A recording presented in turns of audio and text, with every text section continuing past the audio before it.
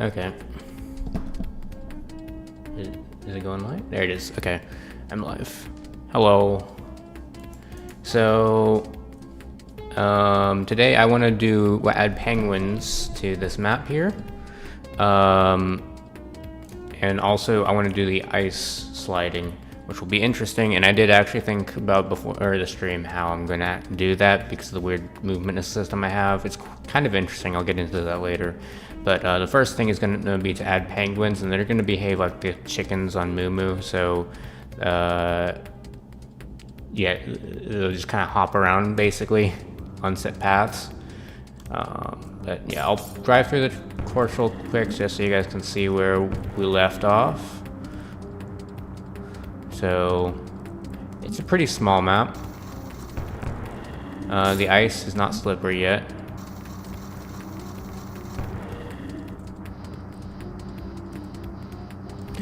And I will take this shortcut.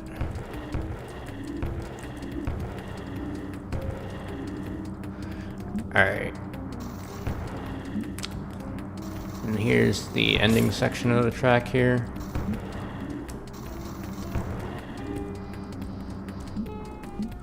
And yeah, that's pretty much what I got. I just want to do the two things today. It may take like an hour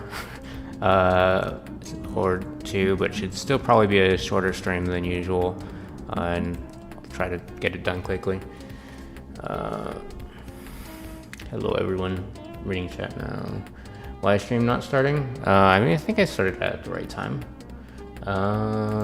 What is the status of my multiplayer library? You're currently making a multiplayer game. So I will get back into that soon. Today I'm finishing up kind of the last bit of main work for one of the collabs that I was doing, and then I will be back to working on my own stuff. I've been kind of preoccupied with some other things for the last, is it 2 months? Yeah, I think, not 2 months, I guess a month and a half, so I've been pretty busy. Although, hopefully now things will calm down and I can get back to actually working on my games and stuff, so should have plenty of time for that. The multiplayer library, we'll probably get some work done on it after I do some stuff for Yawnoc, which you can go wishlist on Steam. There's a link in the description. I want to do a devlog for that. Just get started on it, not actually finish it before doing the multiplayer stuff. And then I also want to I have a video that I'm working on this weekend that will also be out soon. But after that, I'll probably work on the multiplayer stuff. So that could be, I think as soon as a week from now, I could start working on it again. The way I left it was that it kind of works, but I need to do a lot of the permission stuff. So being able to set permissions for different players over different objects and stuff like that. So that's one of the main things I got to work on. Yeah. Am I going to make a video on, actually don't even know how you pronounce it. Pygag, or WebAssembly Pygame to get games in the browser, maybe use like local browser storage too. I have no interest in making browser games, so no, I can leave that one to someone else. If someone else wants to make a tutorial on that, they'll probably actually get a couple thousand views. Is this 2D models or 3D? So when you'll see in a bit when I actually work on the penguin that I do actually model these in 3D. Well, actually, a lot of these were originally drawn in 2D, so like the fish I originally drew in 2D. But like the barrels I drew in, well, I modeled in 3D, and then I converted it into the image slices so that I can do fake 3D with 2D. So it's a weird process. This might be a stupid question, but if I have your Patreon and get Pigpen framework, can you use it for commercial projects? Yes, you can. The only thing I don't want people doing is just redistributing it for free to other people. So actually using it for a paid project is preferable over free ones because it makes it harder to get for other people. But yeah, the main thing is just don't distribute it standalone or bare bones to other people. So as long as you're using it in a project to make something of your own, you're fine. So you can do that whether it's free or paid, doesn't matter. But The thing with Pigpen though is that it's actually going to be open sourced in July. If you read actually, I don't know if I have this in the original Pigpen code. There's a lot of bugs in Pigpen, so I also kind of wouldn't recommend using it. I need to patch it and make a new release. But yeah, there's a lot of bugs and stuff. So I wouldn't quite recommend it. It's a good reference, so you can use it for that as well. But yeah, it's kind of all over the place. Anyways, it'll be open sourced in July this year, so you can actually go. I think there's notes in the Pigpen code in like Moonrabbit collection where it says that that code will be open sourced in July 2024. So give it like 4 more months and it'll be open sourced. It's a funny license.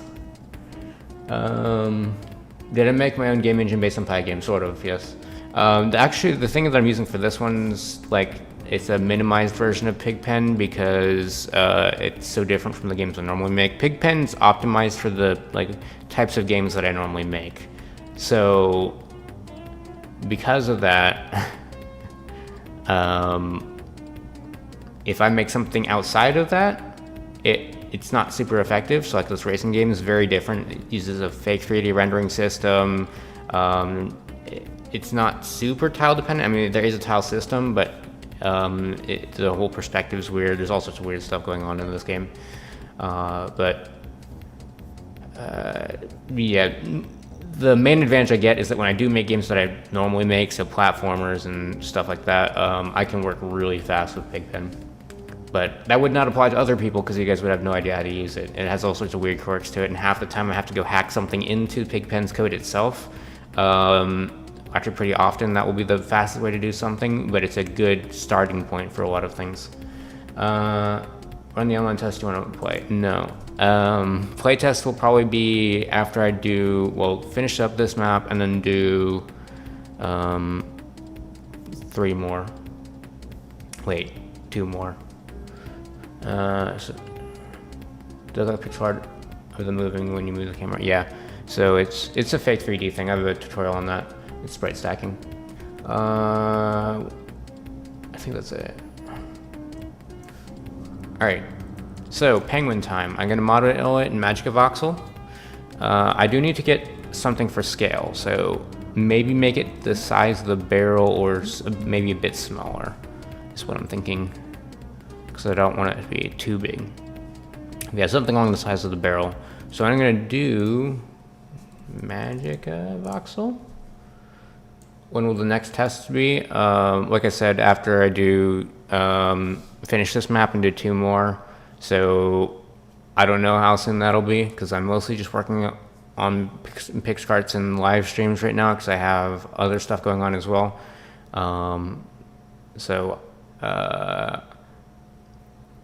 If I get through the networking framework, I'll probably start working on Pixkartz outside of streams. So that will be, I guess, maybe a month or 2 down the road, and then it'll go a lot faster. Anyways, let's open up. So I've got, wait, no, that's not correct. Stuff, Pixkartz, data, images, voxel. So there is the barrel one. So I want to see, it says 20, 20, 20. So I think I can do 16 by 16 by 16, and that will give me a good height. Maybe, how to do new? So let's do 16, is it 2016?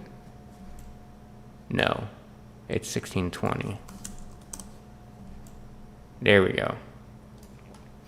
So let's go ahead and erase all this, and then we will make a penguin.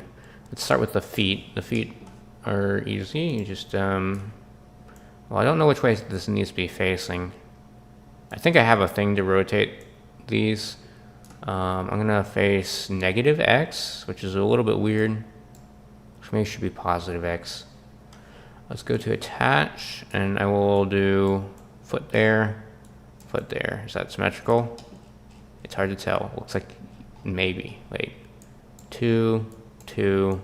Yeah, that's symmetrical. All right. so let's widen up our feet a little bit. I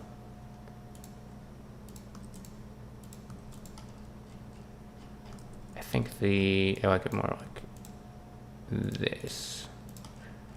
Wait, no.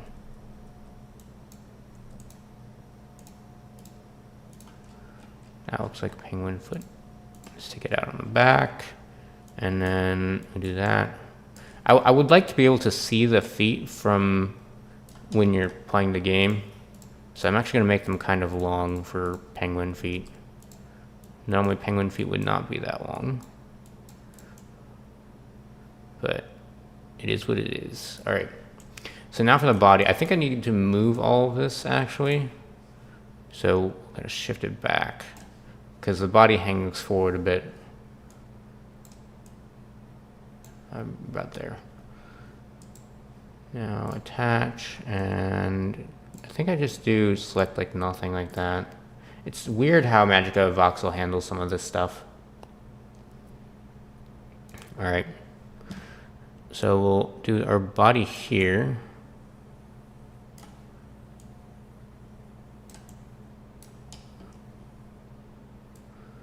Lots of details here that people won't really see, which is a little bit unfortunate. So gonna expand this out a bit, make him a little bit chubby.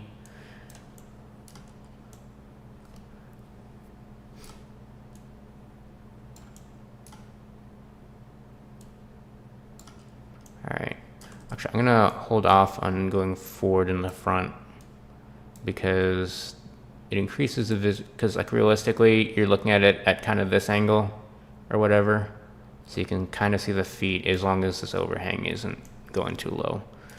All right,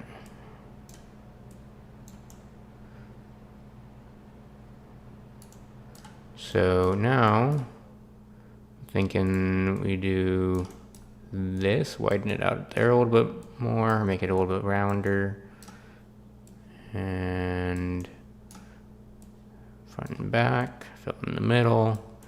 Getting this shape right is probably going to be one of the harder parts here. I'm actually tempted to move the feet together a little bit. That would fix the multiple problems here. So I'm going to do that. So move these left one, and then move the other side right one.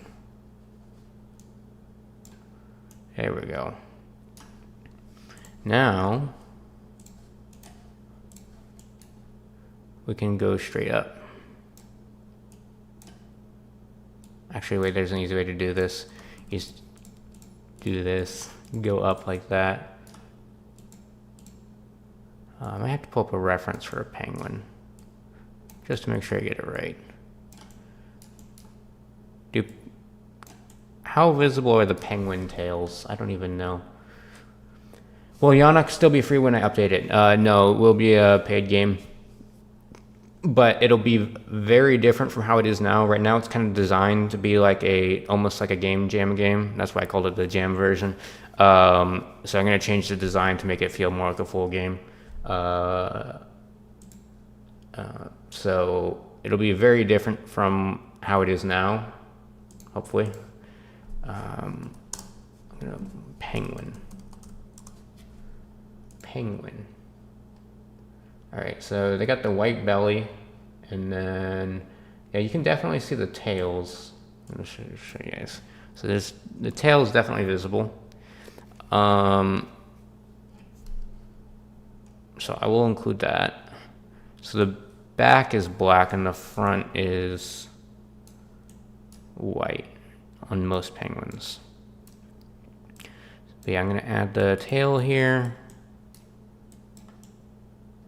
There's a tail, and then it will need its flippers or fin wings.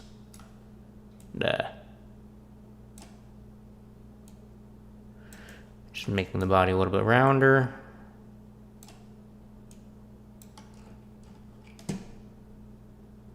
And then, yeah, now it needs its wings.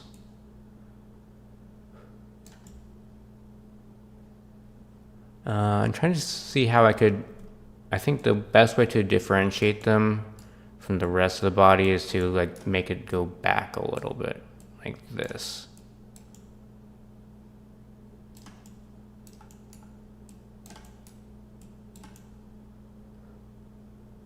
That's how I'm gonna do that. Yep.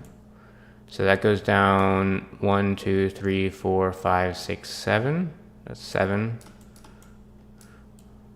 I should turn on mirroring. I think that's 7, right? Yeah. Right? Is it? Yeah. All right. And then it goes 2 down here. And then that goes across. Then we have goes 3 down. 1, 2, 3.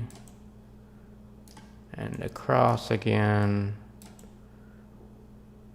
And then the last part is just 2 more down and then a 3 here, I believe. Here we go. They are the same. It has wings now. The only thing is that I guess since there's not depth, I guess if you look at it from this angle, you'll be able to see it. Although it'll be like this, you're not going to be seeing the tail. The only way you see the tail, I guess, is from behind. You can see it from behind. So I might have to do some shading stuff just so you can kind of tell what things are. Like color the wings a different color. I think I'll make them lighter. And then I need to make this taller actually. Need more space for the head. All right, head time. So I need to actually start trimming some stuff here. Just gotta, I have to unround it.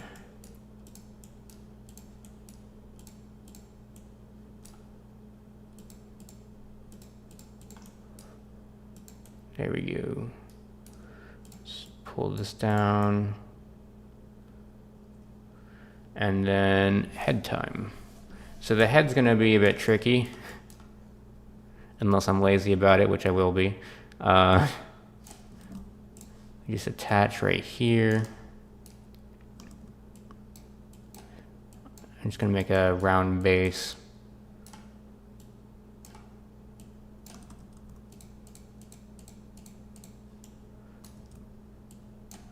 There we go.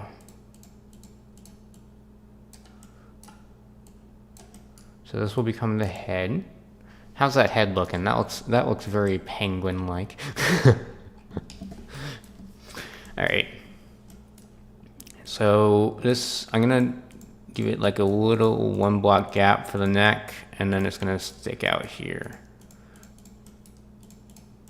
So bird heads go forward a lot.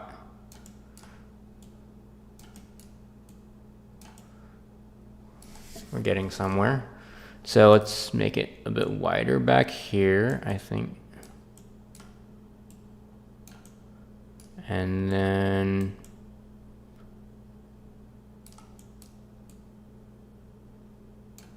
we can do that. And now we just need to give it a beak.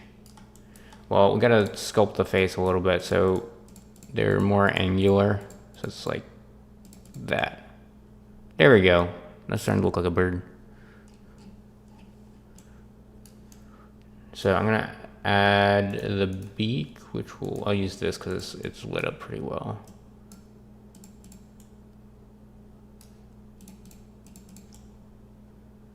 Although I guess penguin faces are oftentimes a bit, actually, let's paint this back a little bit.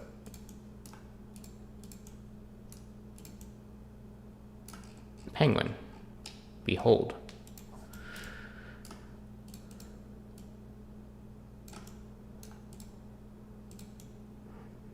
There we go. Now let's give it some eyes. Actually, I want to paint the face on, so it's going to be white. And actually, you know what I just noticed? Penguins don't really have a visible neck. looking at my references here, it's just kind of one continuous thing that turns into a head. So I'm gonna try and copy that.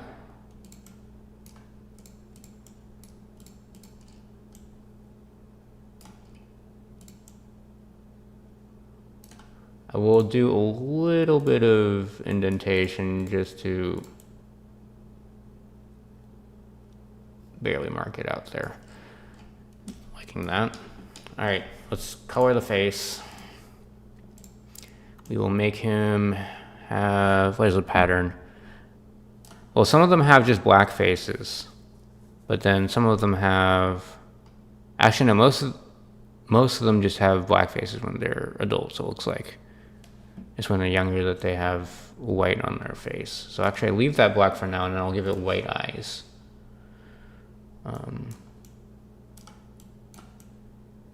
And then we'll do the body. So it's like up to their neck pretty much. They got a white.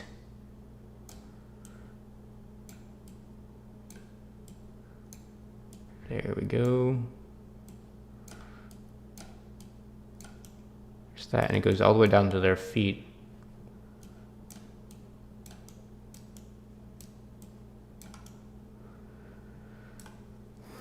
I would like it to be a little bit more rounded, so I could like do that. Yeah, like that. Penguin. All right, let's paint the toes. You can have a little bit of highlighting, and actually I'm gonna add a bit more to them just so they're visible.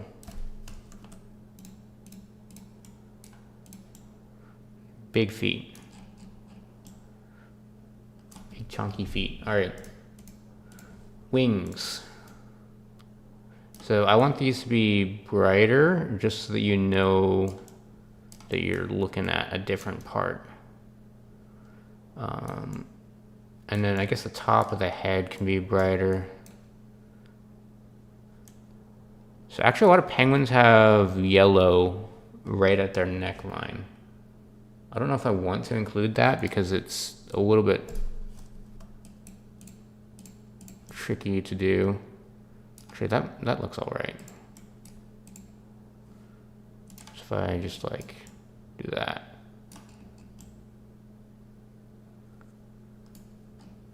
And then let's go back to this other color here and make the top of the head a nice color for shading purposes. And then I think I'll make the tail a different color just so that it looks different. This is something you really have to keep in mind when you're doing this type of artwork, is that when it's shown in game, there's no shading. There's no lighting or anything, so you just kind of have to add it yourself. I think I'll try and round this out because it looks a little bit silly right now. Alright. So some of them have like the white stuff go... Where is it? Where's my white? Let's use this color. So it goes like this or whatever.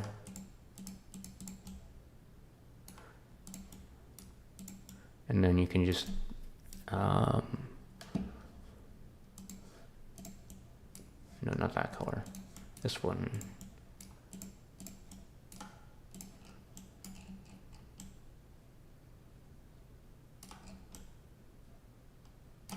I don't know if I like that actually. I think it looked friendlier like this.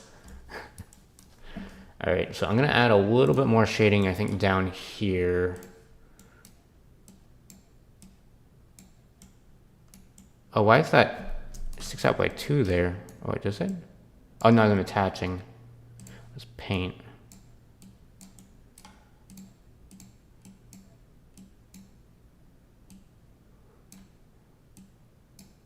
All right, there we go. Penguin. Now, the next thing is that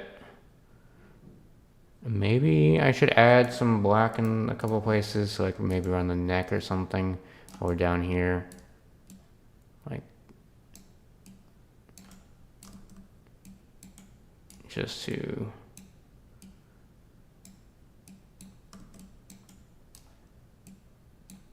I don't know, I might remove this, we'll see. I just want to see how this looks.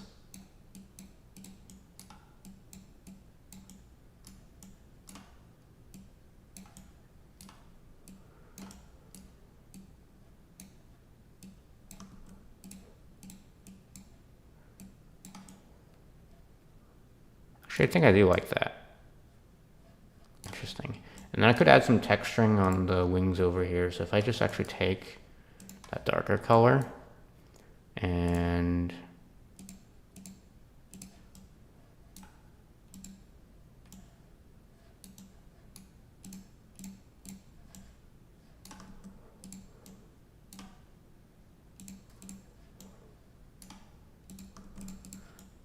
do that.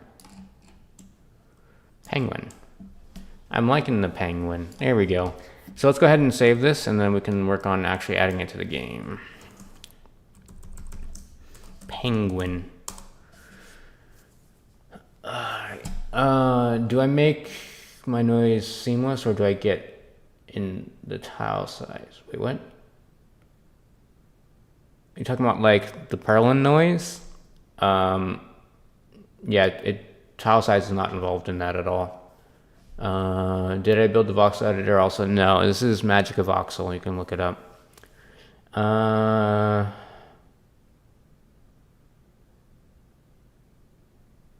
what does the description say? I forgot to update it. If it's at least about the stream, that's fine, because most people don't really read it anyways. Let's see. Well, it says working on the ice map for Pixkartz. I am working on the ice map for Pixkartz, so it is correct. What game engine am I using? None. Will I animate with Mixamo? I'm gonna look that up. Is that Mixamo? What is this? Oh, is it just general animation software? It's Adobe. What? No. I'm not even making a 3D model. This is a voxel model. My frog is going to bed. Bye. I don't know if Magic of Voxel works on Linux. It seems like there's something that might. I don't know. You can check. Am I going to take a picture from the top of the penguin for each layer, then assemble it? You're about to see what I'm going to do for this. So you split up each layer into a different image. So each layer becomes an image, and then you just stack them on top of each other. So actually right here, there's the slice export, and then I just slice it. And if I go data, images, I think I put it in blocks.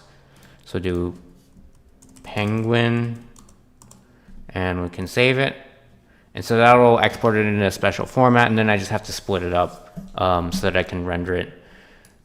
So, yeah.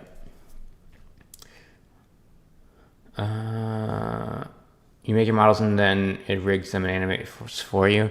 Well, I'm doing fake 3D, so I don't even have any animations. If I had animations, it would just be swapping the models, which would be very memory intensive. So actually, my only animation is just moving things around and spinning them and stuff. So it's just the type of game where I can get by with that without people thinking it looks weird. Please add Hatsune Miku. No. All right, let's get to splitting this. This is an interesting process for those of you that haven't actually seen it.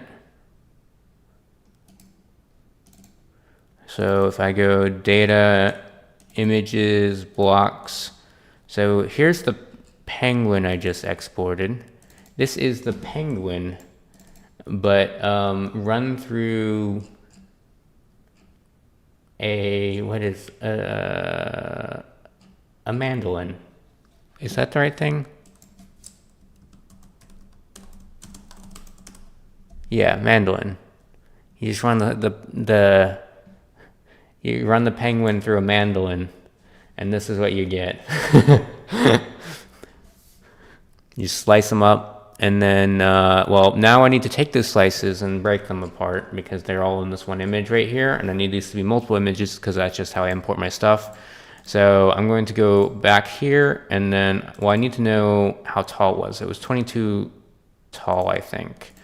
So all I gotta do, grab my command prompt, go over here, py split.py, and we do penguin/penguin.png, and we said there's 22 layers. So we now close that, we go back to our penguin, and now he's completely split up. There's his feet, there's his head, and now I can actually work with him. So the first step is going to be to actually just put him into the level. Where's that editor.py? This level editor that I have for this game is awful. But I had to make a new one because they're different. I like the top perspective on the penguin. That looks nice. Is it facing the... So the chicken's facing the opposite direction. I think I do have an orientation offset thing. Like I can offset the rotation. So that it's funny because I did the chicken facing left, the crab facing forward, and the penguin facing right. I just cannot get my direction straight. All right, so I think some of these penguins will probably just be hanging out, jumping around in the snow. That would be fun. So I will just put a couple right here. Oh, wait, you know what? I have to do something else first. So there's this thing over here that I can specify what the entities are. And I have to add the penguin here so it'll generate an entity ID because that's how I configure it. So we go over here, load everything back, grab our penguin. Where's the track?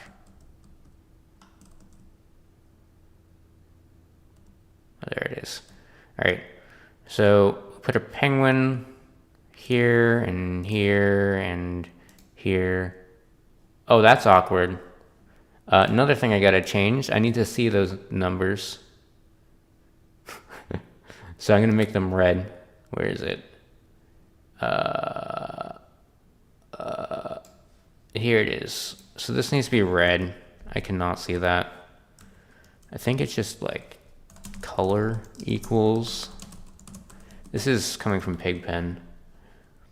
All right. So now that if it's all red, I should be able to see it. Hopefully. There we go. So yeah, I can see it. If I put my penguin here and here and here. These are the IDs I use to configure them, so I can configure their rotation and how far they walk and stuff like that. So I don't want too many penguins that are... I think I'll put maybe just 2 here. I don't want them to be too much of a hassle because you don't have very much space to maneuver to begin with. I think, yeah, so I'll put some over here. And then they will be hopping around on the ice, like right here or something. And then, where else do I want penguins? I'll put some right here. So not too many, just enough to make the track look nice and add a little bit of extra difficulty because it is already a pretty hard track because of the ice, which I will have to add in a bit here. But so there's those 2 penguins there. Actually, they should be offset a little bit because it's going to make them go up and down. And then these ones are just for you to look at. These are for you to hit. All right. So I'm going to go ahead and save that. And then I have to go over to data, I believe, or no, over here, and then it's, oh wait, no, it does actually put it straight into the map. So it's data map frosty iceberg, and then delete this, replace it with that. And then, so now I just have to manually edit this thing here, I believe. I will have to pull up the chicken stuff, for example. I do not remember how this works. I believe it's in here. Yes, crab. Oh. Is it? It goes into the code, doesn't it? I think it does. So I don't think I actually touched that part. I think I just go... Aha, here's the entity config. Here's every single entity in the game. And here's the funny little ID at the end. So it's got an angle and length, so how far it walks. So I would like pull up this here. And then we will do each penguin one by one and configure it in this file here, which will be a bit interesting. I will take a look at the chat real quick though. How math intensive is it to do what I'm doing to make games with Pygame? So most of it, I choose to add a lot of extra math to some of my games. So like this one right here, there's a lot of math that goes into the rotations and stuff like that, and the camera stuff. There's a lot of, or there's some matrix math in there. Generally, math gets complicated in games when you're dealing with, once you have to deal with rotations. But with 2D stuff, you can get by with just very basic, like, well, for me it was 5th grade math, but my math focused on different things than what most people cover in 5th grade. But yeah, so it's just like basic algebra and arithmetic. When I say basic algebra, I mean variables. So, and just the idea of a coordinate system. It's not that complicated for some of the 2D stuff. But then once you add in rotations, you need to know a little bit of trigonometry and stuff, and it gets more complicated. And then if you're rotating a bunch of things, maybe you want to use matrices for performance. And then that starts to get complicated. And then you get into 3D, and then that gets way more complicated. So it's a ramping scale depending on what you want to make. So I've played kind of with all of it. So technically, I use some fairly advanced math in some of my games. And actually, specifically, the most advanced math I use is on my avatar that you're seeing right now. There's a lot of linear algebra that went into that, which is also running in Pygame in modern GL. You have an idea how about change the specific index of the picture then display? I'm not sure what you're talking about. What is my opinion on using Linux? I would like to use Linux for everything. The problem is that I can't. A bunch of stuff I need to use for especially streaming and YouTube and stuff is Windows only. I mean, maybe I could run it through Wine, but then that's kind of a hassle. But generally for a lot of software stuff, especially with Python, Linux is just super nice to work with. So actually when I'm at work, I prefer to be working in Linux. Unfortunately, they gave me a Windows computer. I had a Linux computer with that company before, but then they gave me a Windows one. So I just run Linux in a VM, and I do most of my work through there anyways. Let's see. Is there a reason I don't use Unity too much, or that I don't use Game Engine primarily? I've talked about this before. First of all, I don't really like Unity itself to begin with. I prefer Godot over Unity if I'm using a game engine. But also, I can work faster with my own tool set, and I'm with Python, so that's the main reason. It's also just nicer to work with for me in general. You don't run into issues where you're like, I don't know what's going wrong here because the game engine is doing something weird that I don't understand. It's when you're doing this, you understand everything that's going on because of how low level it is. So you don't really get stuck on anything, which is nice. At least if you know what you're doing. But yeah, it's mostly for getting stuff done quickly though. What font am I using? I made it myself. I need to. So before I had that on my website, and it said it was public domain for people to use, and some people picked it up there. But then I think I removed it because I removed my blog stuff from my website. So I need to add it back. I just need like an open source or no, a public domain resources page on my website for people to look at. That's what it's like I need to set up when I have the chance. But I have a lot of things I need to do when I have the chance. Do you about OpenGL? Are you asking if I know about it? I am using GLI style shaders, even for this game. That's how the clouds and the water are being rendered. What programs, for example, are working? Aren't working? Oh, I'm pretty sure DaVinci Resolve does not work on Linux.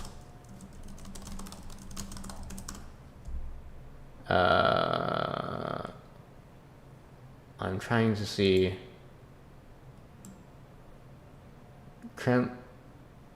Wait, you can do it. Wait. So there are limitations, and I think it says that you have to have an NVIDIA GPU. That's weird. But the other thing, the one I specifically remember is that there was an OBS plugin I was using that was Windows only, which was made it so I couldn't stream there. There's other random things, and then I guess technically for game development, it is nice to be developing on the platform. Even though development is nicer, the experience is nicer on Linux, it's good to be developing on the platform you intend to release on, because or the primary platform you intend to release on. I release my bigger games on Linux usually, but they're like less than 10% of the player base. Like 90% is going to be Windows.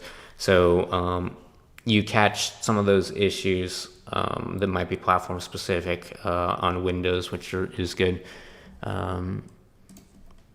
It's just a good practice in general. But there are random programs here and there that just don't work on Linux. All right. Which plugin for OBS? It was something. There's probably other ones I can use. Or actually, wait, no, I think, was it the OBS? It might have been the OBS that just didn't support plugins on Linux. It was something weird like that. Maybe it's changed, because this was like years ago. DaVinci technically says it does, but from what you've heard, it doesn't really. Yeah, I just haven't really tried. It seems like it might be a hassle. No, this is not a web-based game. Twine can run the Windows. You mean Wine can run the Windows version well? I'm not sure. Well, as in from it being performant as well, because even with my new beefy computer, I do have performance issues when I'm editing with DaVinci Resolve. So, if anything that might be a bottleneck, so if it's emulating it, then I don't know how fast mine is, but if it's emulating it, I would wonder if it would be a bit slower. I don't know. Is VS Code efficient for you? Why not try Vim? I've never cared about my editor that much. The reason I switched to using an IDE to begin with was, VS Code is not really an IDE, but something that it's like a typical thing that people write code in was just because everyone was complaining about it, because I was just using the Python idle, the single like tkinter file, just the basic text editor that supports indentation and stuff and highlighting. I was using that for a while and people got mad, so I switched to Atom, and then Atom got sunsetted, so I switched to VS Code. But I don't care about my IDE much. Vim, I've seen people use Vim, and then like I feel like half the people that use Vim really like the keybinds and stuff, and then they don't actually end up using them, or they end up being slower than I guess the way that I write code normally, because I keep my hand towards all the like utility keys on the right, so your homes and your ends and stuff like that, and also kind of close to my mouse as well, so I can hop around my code pretty efficiently. I don't know. I'm just used to using normal text editors. I used Vim for work, and I still do use it when I'm doing stuff over SSH. It's just not. I don't care to do that transition to figure out all the key bindings. Why is Windows not emulated? Okay. Doesn't it have to emulate something? Like all the system level calls and stuff? I'm curious how that works then. Most people probably use Vim because they cannot exit it. I use Vim pretty much every day that I'm actually at work. But I use VS Code way more. And I haven't gone through the effort of setting up the key bindings and stuff like that. Yeah, it does take a while to set up. Anyways, so I have my penguins here. And, oh wait, there's one more question. Have you ever thought about taking a paid course? You mean making a paid course on Pygame? I think it would sell well considering what I did with the library.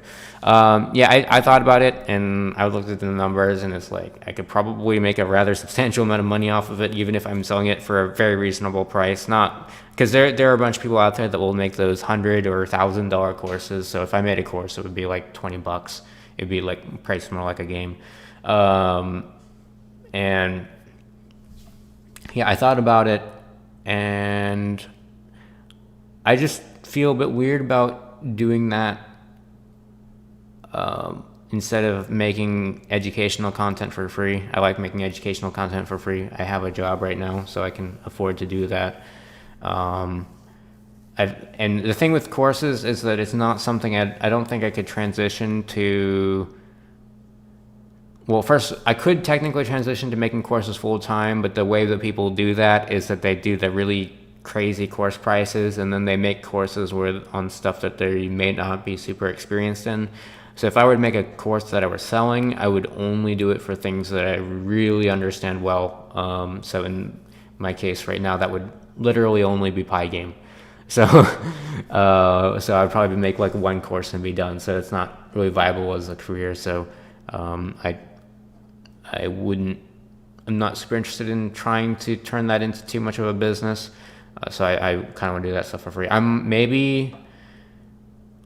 I might just make a one-off course at some point, but that would be after making a ton of free resources that I'm already happy with, and just doing something that's a bit more premium, maybe a little bit more long form.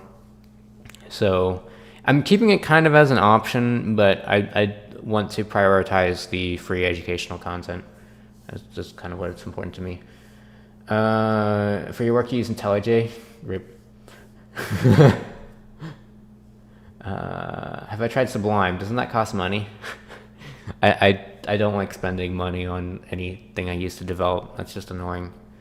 I do have Asprite, and it's nice because there's no like license or anything. Because like on a lot of the software that people use to make things, it's you buy something, there's a license, and then you can't just copy it over to your other computers. With Asprite, I can just, well, first of all, I have it owned on itch, so I can download it from anywhere, but I can just copy the files, I think, between my computers or whatever, and I don't have to worry about licenses and stuff, which is nice. So because I've got like 3 setups right now. I've got my laptop, I've got this computer, I've got my old computer, which are all set up for game development, and like, for example, my FL Studio license is on my old computer right now, so when I did that collab with Blackthorn Prod, I actually had to go over to my old computer to do the music for Yawnoc, which was really annoying. I don't like dealing with that. And yeah, but with music though, there's not much of a choice because, well, FL Studio is just way better than LMMS. So I just end up, it ends up being worth it for me. But for most things, I'm fine with just sticking with things that don't require licenses, or I don't know if Sublime requires a license or not. Yeah, Asprite is free if you compile it yourself, but that's also, I guess, isn't that like an older? Oh no, it's if you compile the source code of the latest version, I guess. Yeah, but I mean, I also don't mind supporting that project in general. It's a useful tool. I got it on sale for like $5 or something, so it was straight up easier for me to, and more convenient in the long term as well, to just pay the $5 and then not have to compile it or worry about that ever.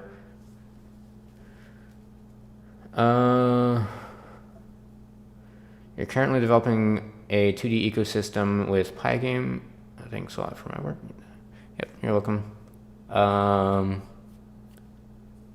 I need to, I want to polish up Pigpen at some point. There's a lot of things I want to do, but I want to polish up Pigpen and make it more usable for other people. Because right now, I have not seen like a 2D framework for Pygame that seems particularly powerful to me, but also doesn't get in your way. So the way Pigpen's set up really lets you hack stuff. So I don't know. I have my own design philosophy on that. Sublime is like WinRAR, it's free. Oh, I didn't know that. But if you Sublime text. But aren't they like maybe more annoying about stuff than WinRAR? I don't know. But yeah, I don't know what the advantages of Sublime would be over VS Code. I really don't care that much about my ID, like I said, so it's just whatever.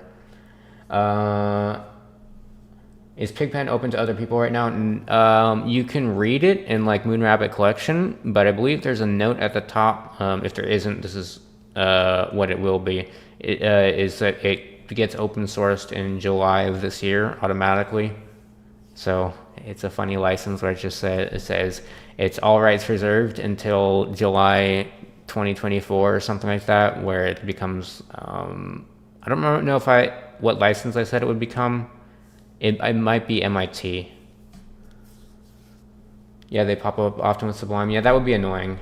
I wouldn't want to deal with that, especially if I'm streaming and stuff. That would be weird. Anyways, back to penguins. So the angles, I'm not sure how the angles work. I would guess that it's the mathematical angle, where 0 is straight right, and then because Pygame flips the y-axis versus math, it means it goes clockwise.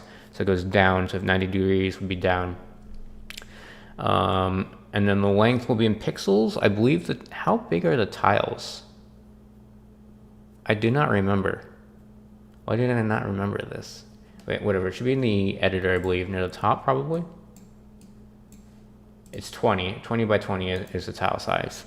So I have to take, I can count the tiles. So like this one's gonna be 1, 2, 3. So this will move 60 back and forth, and he's gonna have an angle of 0. So let's just split this up here. Can I do the funny Windows thing? Where's my... Why is this not giving me the option for... I want this one. Oh, because this one can't resize. That's funny. So let's go over here, and we'll add penguin number 85357, if I'm reading that correctly. I think that's correct. And he will be at an angle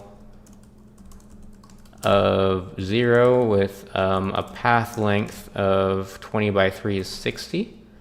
And then we have penguin 64066, who will have his angle be 180 with a path length of, we have 1, 2, 3, 4. So he can go 80. And then our third penguin over here will be penguin number 91708, and he will go at angle 0. Actually, let's do something fun. Let's put it at 300. So he's gonna go. No, yeah, it's fine as long as he doesn't walk too far. So if I put the length at 28, he'll just hop back and forth a little bit. And then that's those penguins. And now we've got the ones over here. These ones are going to be going a lot further. So we have penguin, 609. That's a rare one. Angle will be 90 degrees, that's straight down. Length, we want them to go 1, 2, 3, 4, 5, 6, 7, 8, 9, 10. So 10 times 20 is 200. And the other one, I don't want the, actually, should they be synced up? Because if I offset the links a bit, their positions will be inconsistent, which looks nice when they're not perfectly lined up a specific way every single time you pass them. But from a racing perspective for the obstacles, I think it actually might be nice if they're both at 200. So 1, 2, 3, 4, 5, 6, 7, 8, 9, 10. Yeah, I'm gonna put the other one on 200. I think that'll play nicer. Penguin 3, 2, 8, 2, 3. We'll do angle 270. Length, we'll put them at 200. Yeah, it's funny. This is a surprisingly convenient system for handling entity configurations, is to just throw up an ID on screen and then edit it somewhere else. It's easier than some other options. I could do a full GUI, but the thing is the range of things that an entity might need to have configured is so big that, well, doing an interactive thing where I could draw the paths and stuff like that wouldn't really make sense, since I'm not doing it for too many entities. Actually, it might be a little bit faster for this. I don't know. But this is just a very general solution that works well for a lot of things, is to be able to just have it configured in a separate file based on an ID. It gets a bit crazy when you have a lot of entities. So I think I did this for Of Murder and Moonshine, and there's like hundreds of entities, but it ends up working fine. And if you name them, well, if you give them custom names, which is what I did for Of Murder and Moonshine, they can be pretty easy to just like look in this file and find it and change it on the fly instead of like opening up some kind of editor or something. So you can do stat changes and all sorts of stuff like that. So it's convenient. Now, if I were doing like a really big game where there's like thousands of entities that need to be configured, then I would definitely create a system for that in the GUI. Let's see. Penguin 84776 will be angle, we'll do like 40 degrees, and length we'll do 60. Penguin number 71741, he will be at angle 30 degrees, and his length will be 70. And then Penguin 69812, angle 20, length 45. And I believe there's only a few more penguins I gotta do.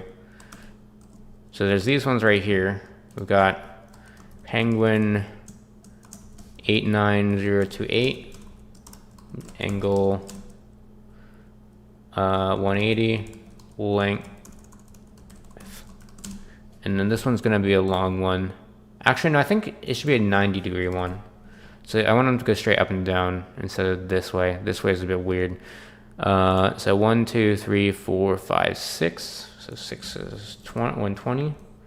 And then we've got Penguin 93949, who will be at an angle of, I think he should be diagonal, like coming this way, along with the ice. So that will be 270 plus 45 is 315. And we'll do length is equal to, so going on diagonal is going to be the square root of 2. So 1, 2, 3, 4, 5, 6. So we can just pull up a command prompt. I forgot the exact square root. I need to get this memorized. Import math.square root. It's like 1.4 something.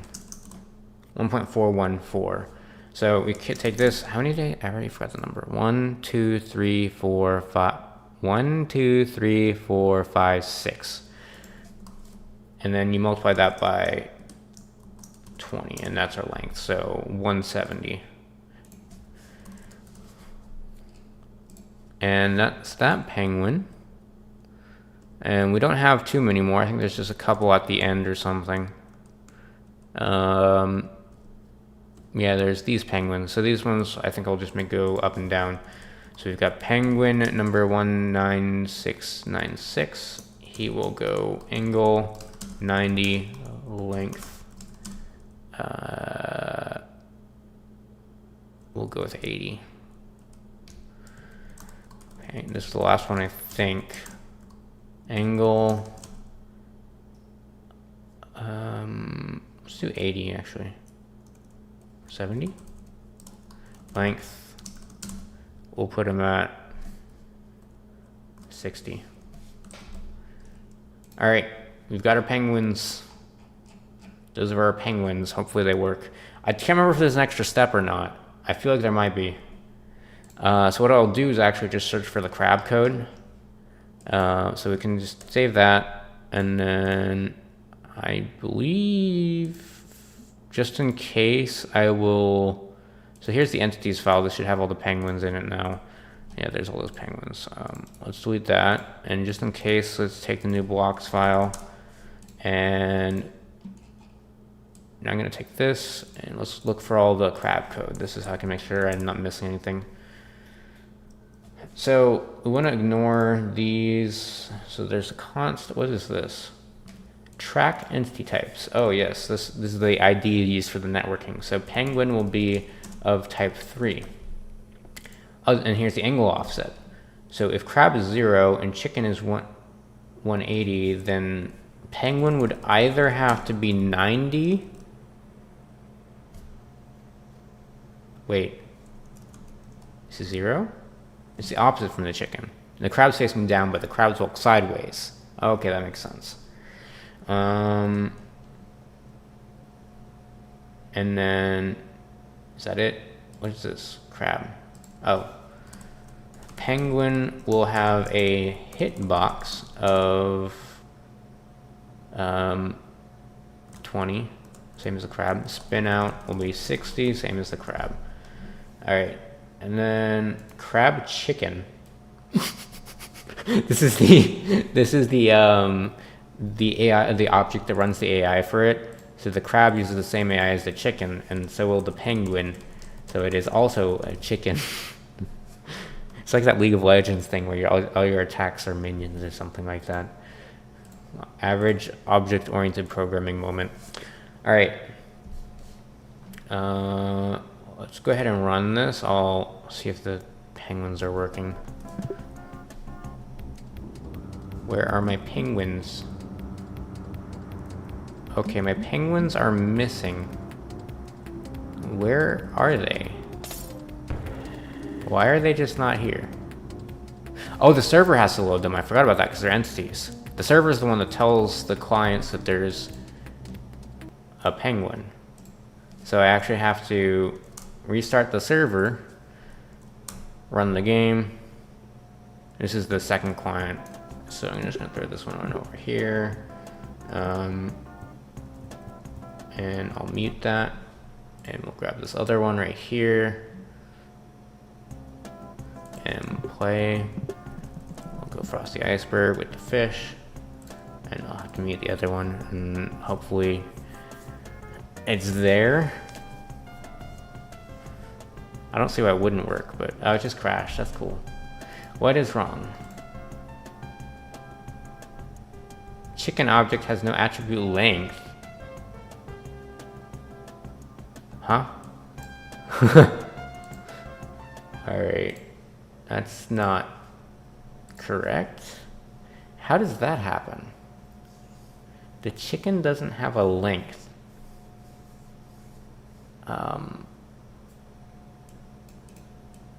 Why is it doing that? So the distance, update on the entity. Why? What is the length supposed to be there? So entities line 78. Is that over here? Wait, server scripts entities. Oh.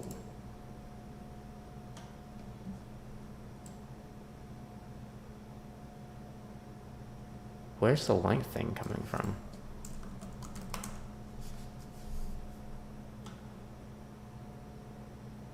Oh, that's supposed to be coming from the config. So they get their entity config and it sets it. So one of my things is missing a length, presumably. If I go over to the entity config here, that would imply, it's probably a typo actually. So which one of these is not like the other? Does one of these not say length? What? They all do. Oh, I forgot the number on this last one. Is that what happened? Yeah, because I guess if it doesn't have a number, it would just do default config.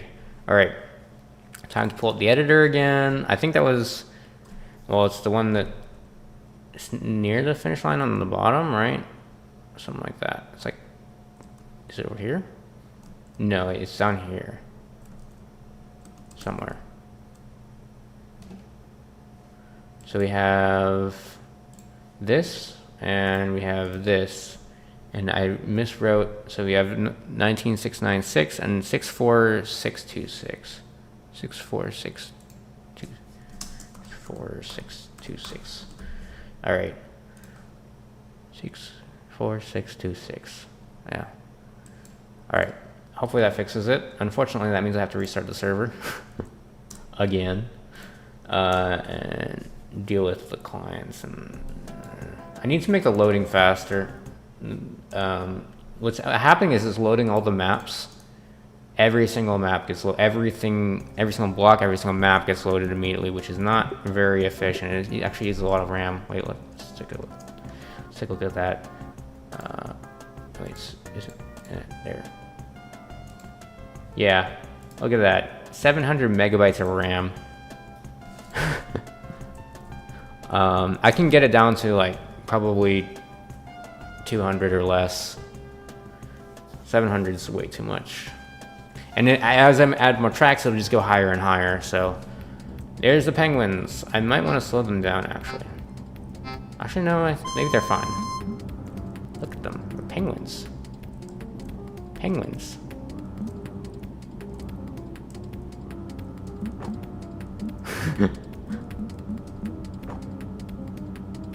All right, let's go check out the other penguins here. I'll make this bigger so you guys can see better. So here's the other ones. You really had to have good reaction time to dodge those, especially once I add in the ice effect. Look at all those penguins. I am glad I added penguins to this map.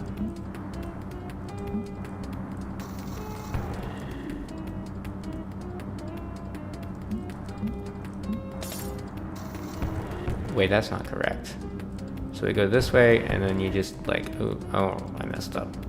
It's tricky if you don't get it in right when you're coming up with it with speed. So here are some more penguins. And actually, let's go ahead and, I guess I'll go over to the ice near the finish line and inspect the penguins closely to make sure that their model looks good enough. So I do like that I can see the feet very clearly. I could animate them a little bit by turning them and making them a bit more lifelike. I could change the movement just in general to make them more lifelike, but I don't know. I am liking the shading on this. There's a little gap on the corner. It looks like you can see through. I like that you can see the wings very clearly and the body shape with the shading I did. That's nice.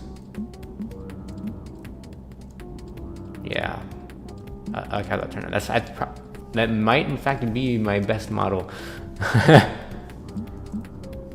There's some imperfections. If you get it at just right angle, you can see a little gap.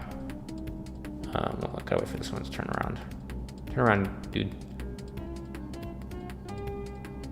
Oh, I can't see it. Where is it? There it is. That little gap there on the stomach or whatever is because there's the middle part of the penguin is all black, which needs to be changed. I might just leave it because it's not a huge deal. You probably won't really notice it while moving around. All right, so penguins are done. So that leaves the ice. I will check in on the chat and then we can do ice stuff.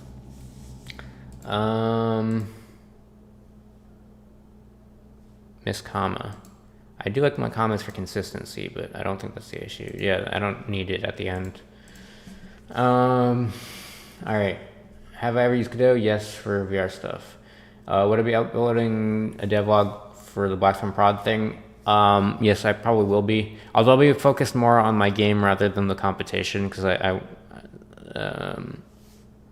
it's just how I'll do it.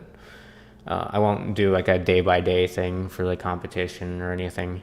The day-by-day wasn't very interesting because I really only put, like the first week I did pretty much one day, the second week I did pretty much one day, and then the third week I did like 2 days. So I really wasn't going at it that hard. I didn't put too much time into it, and wasn't, I don't know, the day-to-day of it wasn't super exciting, so I'll be focusing more on the game and just making an interesting devlog on that. And I guess like one of the most interesting things, I guess, is just how I handled the Conway's Game of Life mechanic and how I coded that and stuff like that. What is Pigpen? That's my framework. How do I handle nice fluid transitions between ice, road, and snow sides of the road? Are you talking about visually or mechanically? I haven't done the mechanics yet. And it's not actually super clean, I wouldn't think. Is that an actual server, or do I host it on my IP? I'm hosting it locally for myself. So if you guys want to play, you would have to wait until playtest, which I would announce in advance. So you would see a scheduled live stream pretty far in advance, and I think I'd also post it in Discord as well. All right. And then, wait a second. Dwad's got a very familiar avatar to me. That is, I'm assuming that's not a guy that I actually know. I'm just gonna pull this up because it's funny. So, can I do a pop? Nah.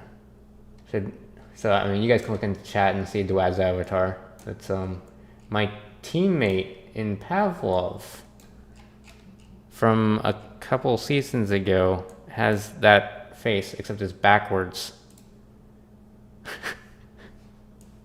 That's funny.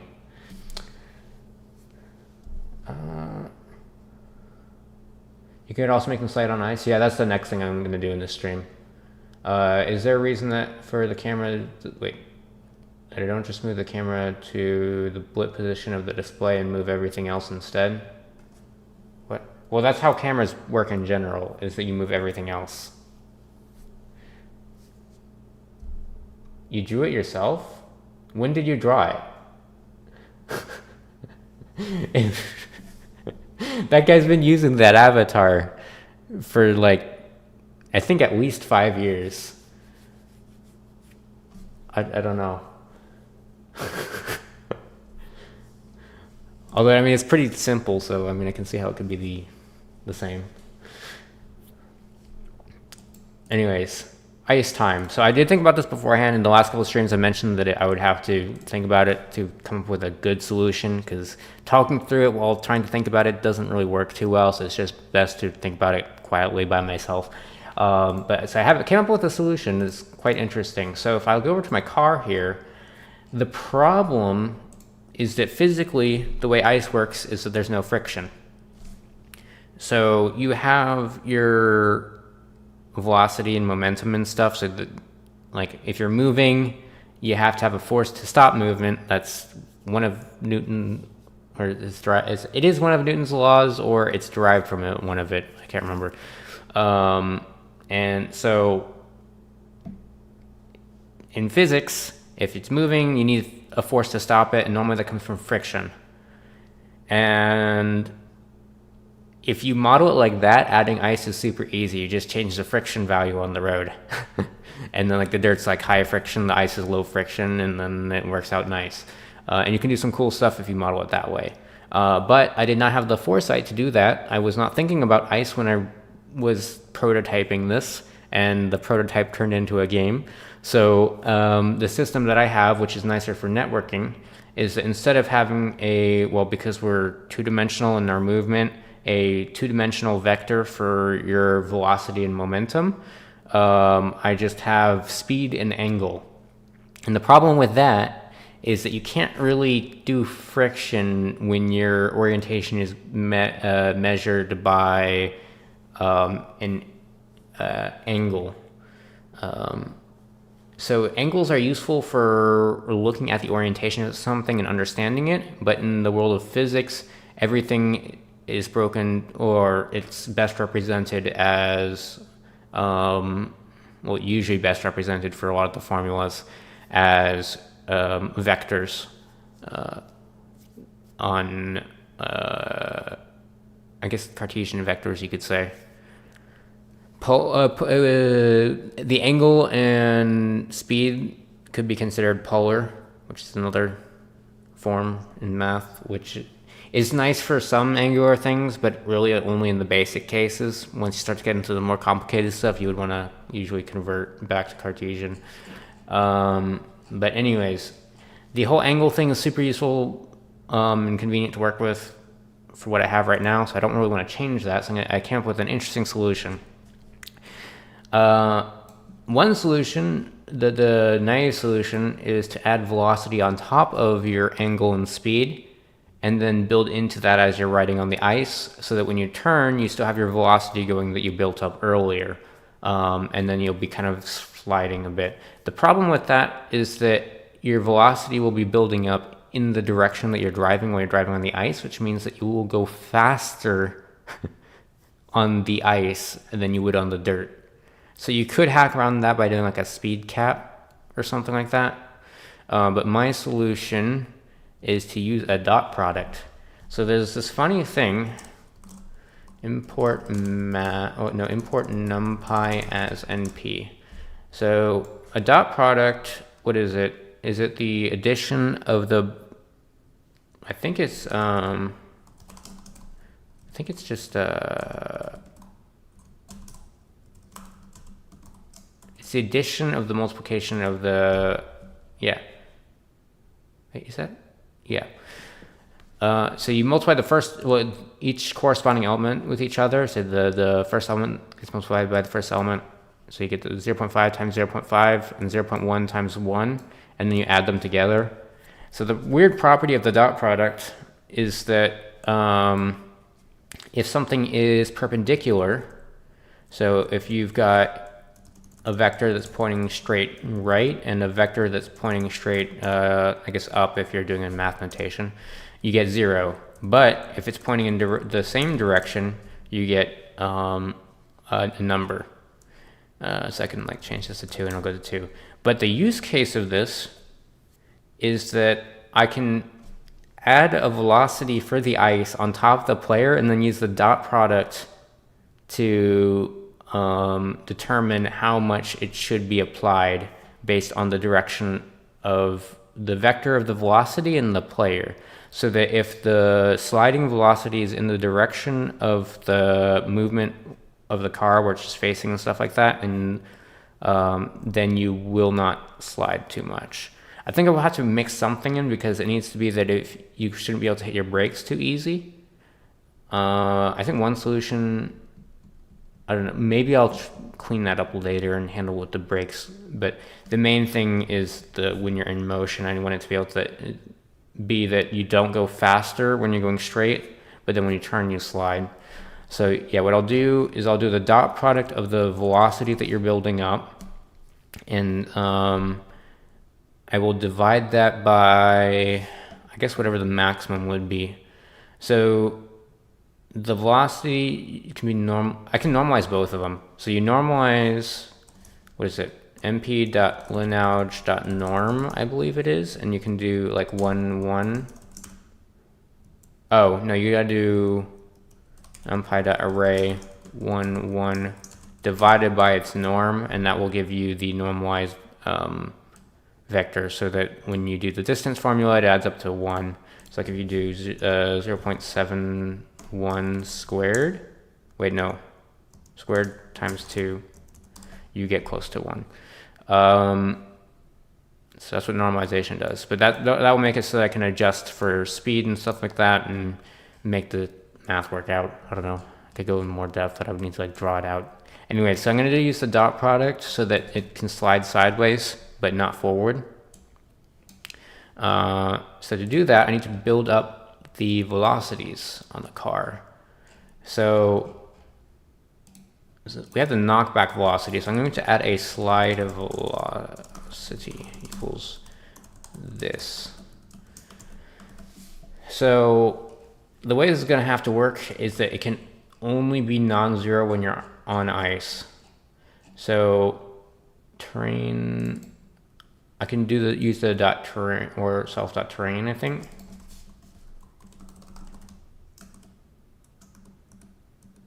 Where is this done?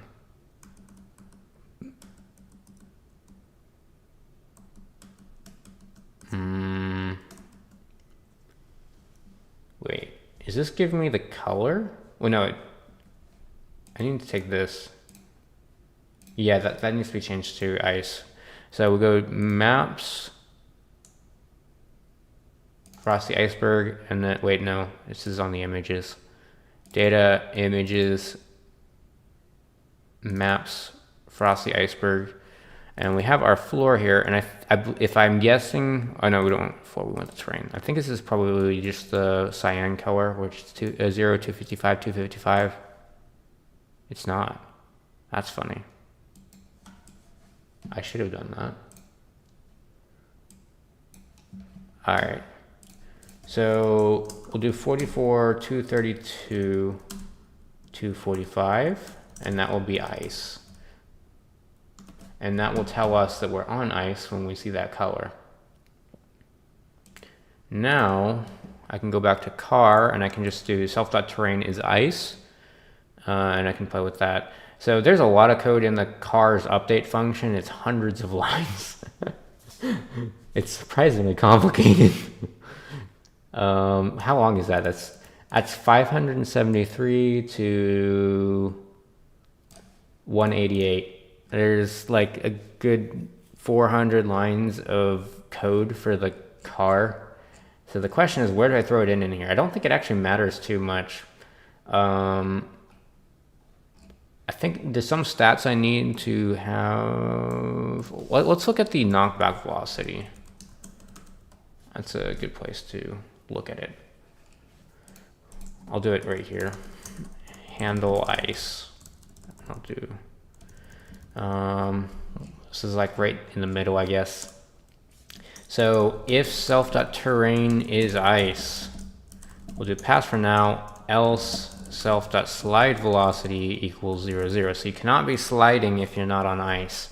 Now, if you are on ice, then it needs to build up, I guess, in the direction that you're facing. So you need to contribute to it, and it needs to self-normalize. So let's do the normalization first. So slide velocity equals 0 equals, do I have PP? Pigpen? There's normalize in here. I'll just do that. So normally I'll do I'll import pigpen as PP or something, and then it's pp.utils.gamemath.normalize, but now I just have normalize here. So I can normalize the self.slide velocity, and then I want to normalize it by, do I have DT? Where's DT? Self.egame.dt, and then we'll do, I don't know, 50. That'll probably have to change as I play with it. So we have the normalization here, so it'll normalize towards 0. And it might actually normalize faster than it drives. Because I think I do a times 60 thing, don't I? There's got to be a 60 in here. Yeah. Oh wait, no, the DT is like not actual. I think my DT is frames or something dumb like that. Game.dt.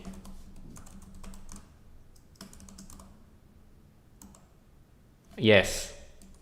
It's when I added DT to this, I didn't want to change all my numbers, so I multiplied it by 60 since it was running at 60 FPS before. So DT would be 1 if you run at 60 FPS, and that's funny.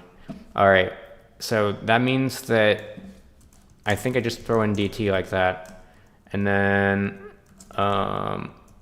so I normalize it, and then I can add to it based on the speed. So that will be plus equals self dot, I believe angle, right? There's an angle and speed. Math dot cosine of that times self dot e game dot dt, and then this will be the sine over here. Sine is for y, cosine is for x. Do that. There's something else I'm forgetting. Oh, the speed. So it needs to depend on their speed. Now which speed do I want to use? So there is a plane speed. Then there's all sorts of other speeds. Let's just see how it's being used. Self.speed.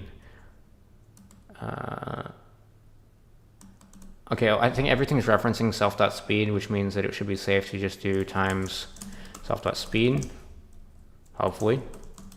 And now we just have to take our slide velocity here, and we have to apply it. So I think I can just look for KB velocity and see how that's added to our movement.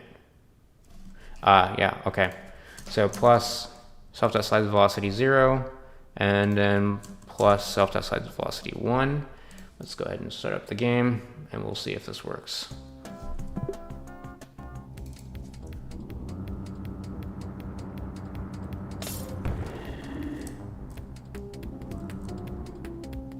I don't know if it's just normalizing or what's going on, but I'm not seeing anything happen. At least it didn't go crazy. Am I using fixed delta time for the game loop? As I just mentioned, no. Have I used any other game engines other than Pygame? Yes, I've used Godot. I've tried Unity and Unreal, but the only one I've really done serious stuff with is Godot. What if I change the coefficient of turning speed based on the speed only on ice? Speed. What does tilde mean in that use case? Speed 0. Is that roughly equal to the? Because I know there's the It's funny because I don't know where I learned this, but actually I think maybe I learned it in my math in middle school or whatever. There's that tilde equals sign, which is approximately equal to. I'm guessing that's what you meant. So the speed is close to 0. Well, close to 0 is same turning speed. High speed, low turning speed on ice.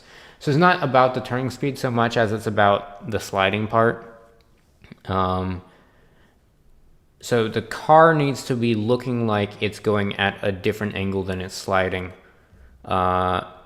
So the appearance of low handling, well, it would look like low handling if I did that as opposed to actually sliding.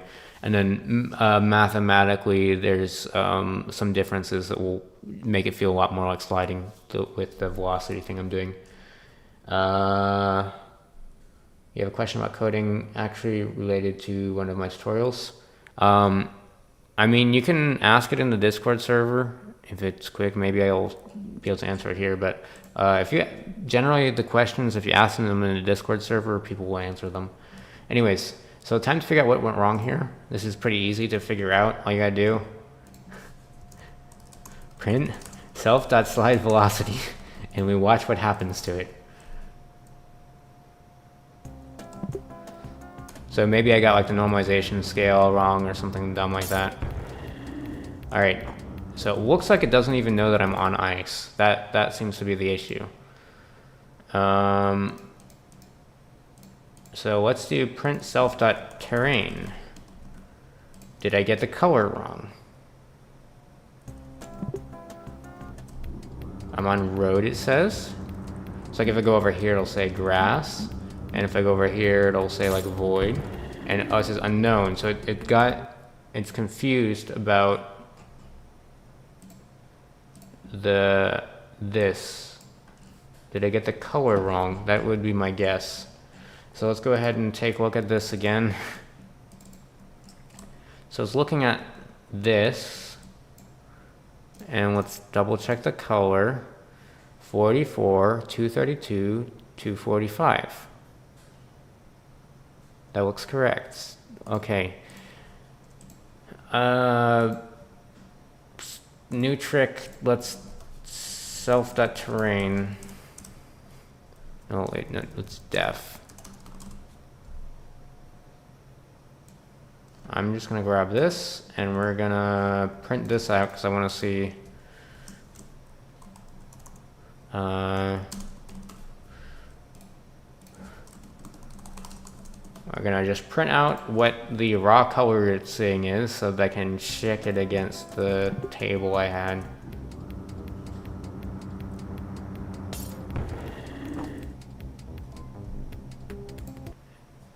I do take the first three values, right? Terrain. Wait, no, it's over here. Def terrain. Oh, yikes.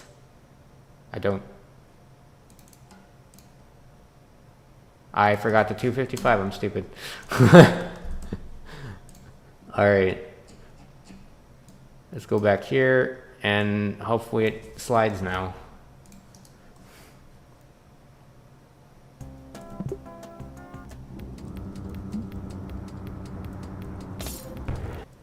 It crashed. Whoa, because there's no inverse drag measurement for the ice. What is the inverse drag? I do not remember. I guess we will figure that out. Inverse drag, where is this thing? Inverse drag.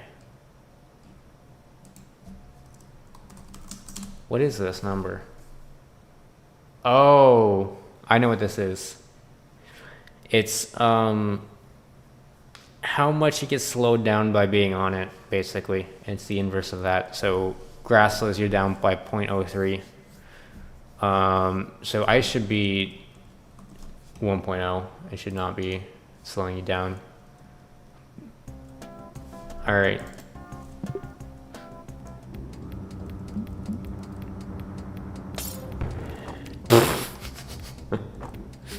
It appears my math might be incorrect.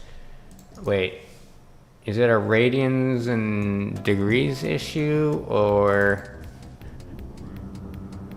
this is gonna be tricky. So what you do is you go straight. All right, so I'm drifting right a little bit and turn a little bit. Is it just, hang on, is it just off by 90 degrees? I think it might be. So let's just try that. We go, I know there's some weird stuff going on in here. This is one of the reasons why I don't like this code base at this point, but I am getting pretty close to being done writing code for this project and mostly just working on maps. So, well, there's not, at least the code that I do have to still write isn't super annoying. Because I am kind of scared to touch the car stuff because it's such a mess because I just keep adding things in here. I didn't think it was going to be 500 lines or 400 lines at first.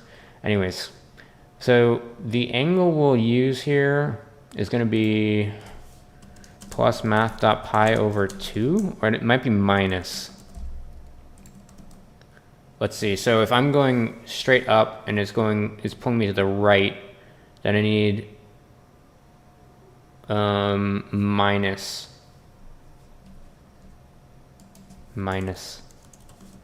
Yeah. I think that should be correct. If that was the issue, we will see.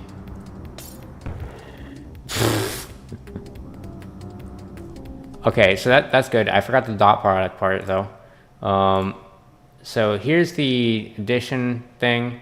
We got to do the dot product now. So it is interesting that it goes so much faster than the actual speed. Oh, and that's because, yeah, that makes sense. I need to cap this.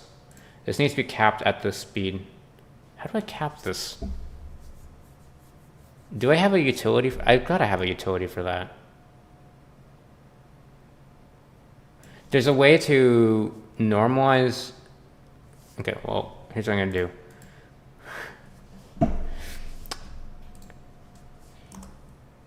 numpy.lineage.norm. Time for numpy. Give me numpy.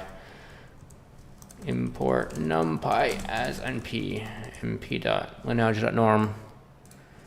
So this is the length of a vector if you did norm on it. So self.slide velocity.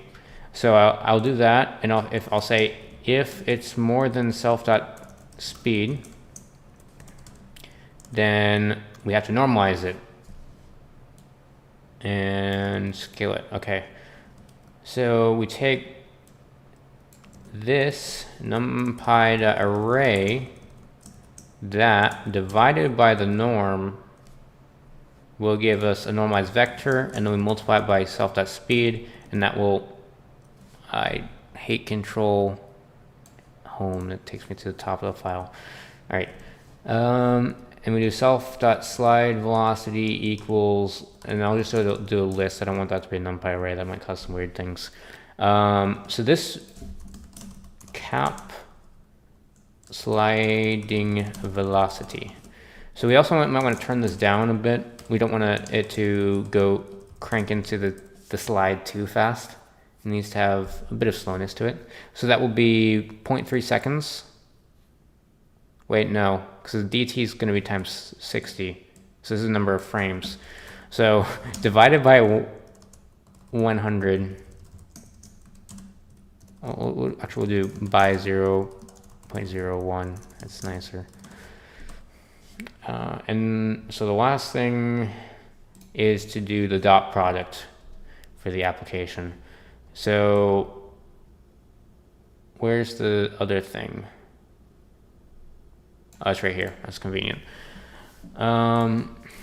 Slide contribution equals. So here's how we're going to do this.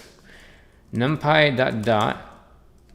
We'll do that of self.slide velocity and self. Well,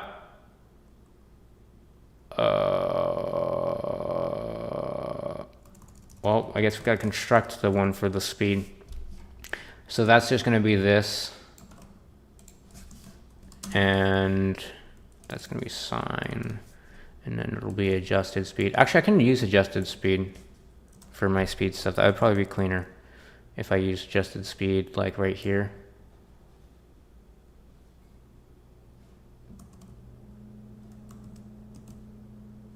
Actually, no, shouldn't the slide should be with respect to your max speed, not to the speed. That makes more sense. And then, but then this one should be the adjusted speed. That one would make sense, because you want your slide contribution to be based on your actual speed. Now, over here, wait, no. Slide cap equals, so this actually should be based on your adjusted speed, because you don't want to be sliding faster than you can drive. So you want it to be max, but you yeah, you don't want your sliding to be too slow. You don't want it to be that you stop driving and then suddenly you're not sliding at all. So the cap will be of, actually let's do self.max speed by 0.6 or something like that. That's a good dynamic way to do it. So whichever one of those is higher will be your cap on your sliding speed, which is what we'll use over here. And then now back to that dot product thing. So this will be the vector for the movement. Actually, that should just be normalized by just taking out the speed. And so this should also be normalized. So literally just slide norm equals that. And so just a default value norm equals 0, 0. Ooh, that's actually a bit weird. What should it be when you're not sliding? Oh, I should just copy, if you're not sliding, it should just copy the, oh, you can get a zero division error on this, can't you? So I gotta make sure that the norm, this is getting really funky. If the norm is 0, then our, wait, yeah, what is, hold on, I gotta check what it actually does. Pi import numpy as np, np.winout.norm, and we'll do 0, 0. Okay, it gives me 0, that's nice, okay. Oh yeah, that shouldn't, that it does, because that's the length of the vector, duh. All right, so if it's 0, then what we have to do here is,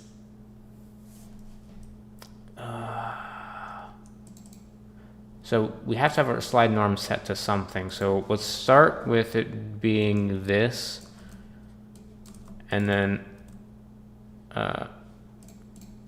after that, if we're on ice but we don't have any velocity to our slide, then it should be in the direction of the player, so that when you do the inverse of the dot product, you get 0.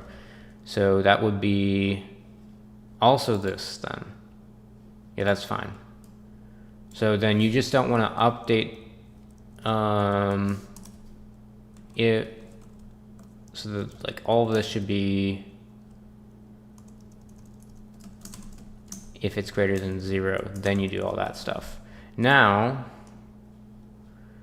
we can take slide norm, and so there's our dot product, and that they're both normalized, so that should be 0 to 1. So I can do 1 minus that, and then that multiplied by numpy.array of self.slide velocity. Is that correct? I think that's correct. And now I take this and use this as the actual thing that goes into how much the car moves. All right.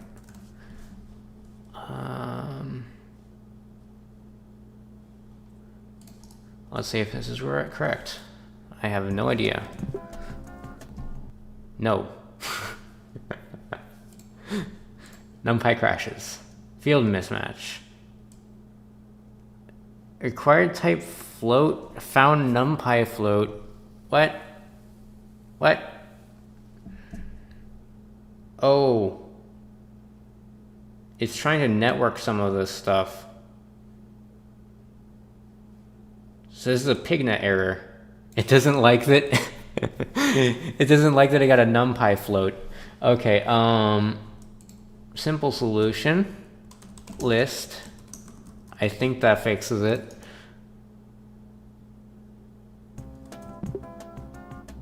No, it doesn't. Okay. New solution.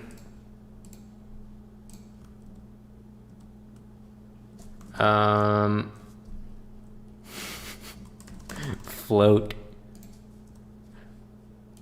Just float. I think this will convert it to the normal Python float that I need for Pigpen. It doesn't like the NumPy float. Yes, I didn't crash. Let's go! Let's see if the ice works. I'm not sliding very much. I might have to log that. So I guess I'm not sliding at all. So next step, let's print out. So that's the contribution. So the contribution should be separate from, let's call this the computed slide. Computed slide equals slide contrib times that. And then we can use the computed slide over here. And so I want to see both the slide contribution and the computed slide. And self.slide velocity. So that will give us a lot of information.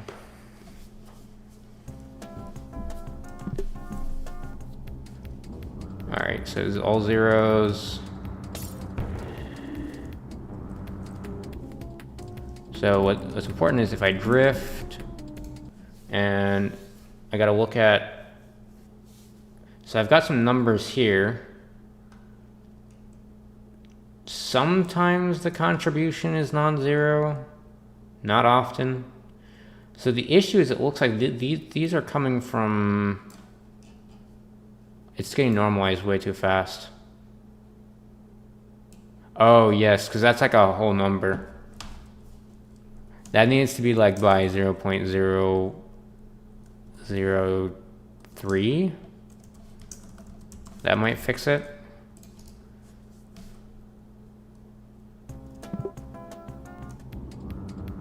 Let's see if we get it right. Oh yeah, that does feel slippery. I might have to tweak it a bit, but when I hit that turn, it felt like I was sliding. Actually, wait a second. It did feel like I was sliding. Actually, maybe I should go get to the bigger section. Okay, yeah, it definitely feels like, in certain circumstances, it feels really like sliding. Alright, let's go over here. This one's probably a better area for testing this. Then I don't have to worry about the water. Yeah. You see that? It does feel like ice. I think the problem is that when I'm going slow... Whoa!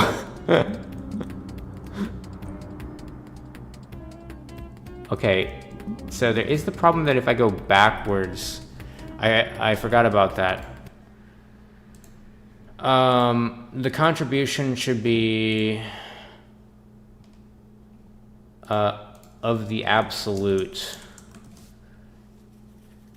That does mean, though, that if I turn around, the slide goes away. It's a weird edge case that is kind of hard to deal with. Anyways, so a couple of things here. It looks like this should probably be higher. It needs to build up that faster, which means I can turn that up as well. I like that. Let's try those numbers. See if it feels more slidey. It also needs to feel good to race on, or just not terrible, because I mean the ice always is gonna feel bad. It's just how it feels to drive on ice. Alright, so there's the sliding there. It does seem like it gets normalized a little bit fast.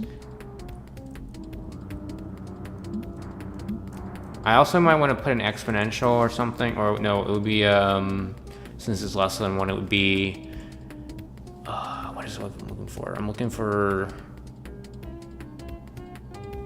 yeah, you don't want an exponential on a number less than 1, because then it makes it smaller. Well, I guess an exponential of less than 1 on a number less than 1, which is like, if you do half, it's a square root, which will, here, let me draw the graphs. So my problem is that I think if you're going too much in the direction of the car, it's still, the sliding is not very noticeable.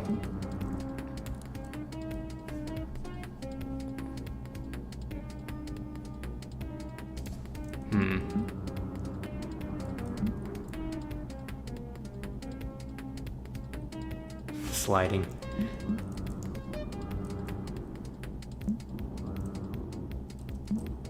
Okay, I think I might want to mix in the contribution and the speed a little bit with respect to the max speed. Because what happens that feels weird is that if you go straight and you just stop, there's like, the ice doesn't do anything. But if you go straight and go at an angle and then stop, you can slide for a bit. It's a little bit weird. So I do want it to be that you go straight, you stop, and you slide a little bit, and I can do some math with the contribution and the angle to do that. So anyways, here's what I was talking about with this exponents. So if you do x squared, that... How does that happen? It asked for a rotation that did not exist. I don't even know how that happens.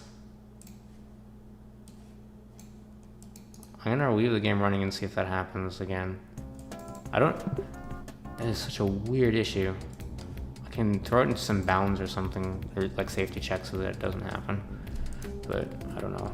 Anyways, so if you've got x squared, and let's say this is your graph here, that will look like this. Now the problem is that let's say you're at, let's like that. Let's say that this is 0.5. This ends up being 0.25. I can't write. So that's 0.25 right there. And the problem with that is that let's take our dot product. Our dot product here. We've got our movement for the car, and let's say our ice has a velocity going this way. Actually, well, let's be charitable here. Let's say it's going this way. So our dot product becomes, is that 0.5? It's, I don't know, something like 0.5 when you have an angle like this. Dot,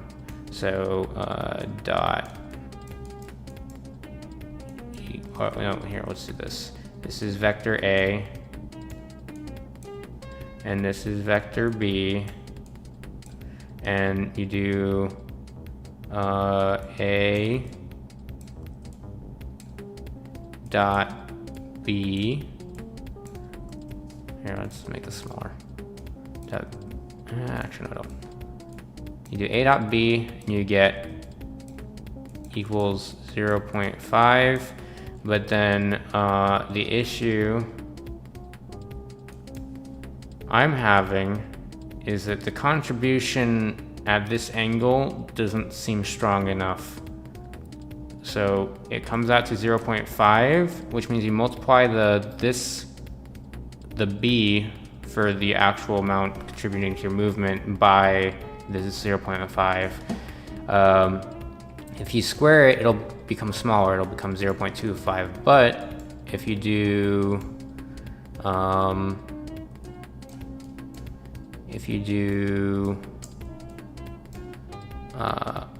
the square root of x, or x to the power of 1/2, you get, what is it? 0.5, sweet. And then you get, like, what is it, 0.71?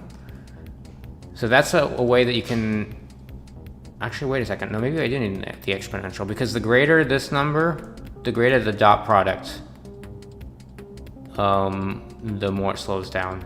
So actually I do want the exponential, not the square root, because I'm inverting it. If I weren't inverting it, I would want the square root because that makes it greater, but I actually do want to make it smaller. So what matters is that this box right here, where it's high, is going to be where the ice is not noticeable. So if I were to do the square root, it would be like this, where the ice is not very noticeable. So I want this box to be kind of small. So we're gonna go and do, I guess, square it. We can do any kind of exponent as long as it's greater than 1.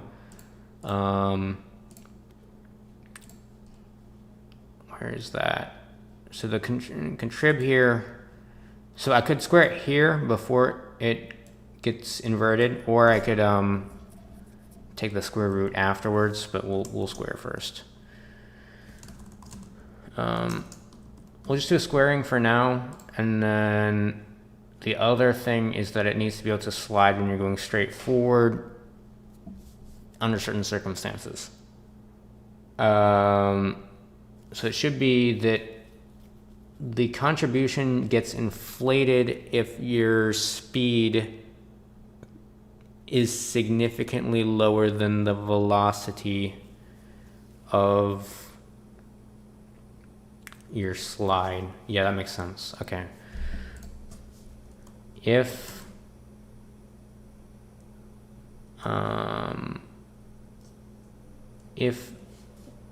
numpy.lineage.norm of, wait, no, if slide, no, I don't want the slide norm, I actually just need this. The length of the slide vector is greater than,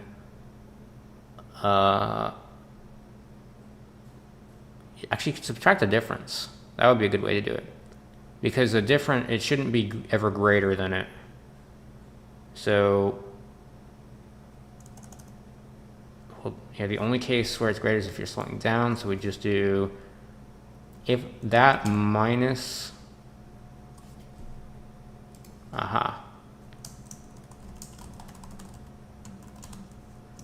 max of 0. This is getting chaotic. Max of 0, the Lineage norm of the velocity, minus adjusted speed. That's wait, equals max 0 slide contrib minus that. Wait, no, it needs to be plus because it's already inverted. So it needs to be min 1. So this is add to velocity when speed is lower than slide velocity. There we go. So when we're going slower than how much sliding we have, then it'll add to it. It's a weird hack, but should probably work. And so those two changes combine, the exponent and the other change, the slide contribution, should hopefully make it feel good. Let's see. Is it super slidey and slippery? And okay, it might be a little bit too slippery actually. The math works out a little bit funny, but it doesn't feel terrible. I might want to multiply the difference by 0.5. Wait a second. So when I'm drifting, it feels a little bit, I don't really feel the ice when I'm drifting. When I'm not drifting, it feels fine. The issue is that I'm just not turning that sharply when I'm not drifting. Or when I am drifting. Because technically the way the car is shown is not the actual angle that is being used for the math. So a couple of things. First of all, the sliding is lasting a little bit too long here. And this needs to be, the exponent on that needs to be cranked up. So just for craziness, I'm going to do 10. I'm going to have to pull that down, but I want to turn it up really high just so I can notice it, and then I can get a feel for it. Over here, this is going to need to be higher, and then this probably also needs to be higher. I need to ease into that a bit faster.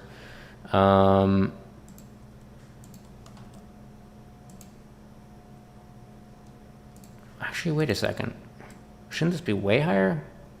How long should it take? What is 1 divided by 60? I think that's fine. Actually, no, maybe 4?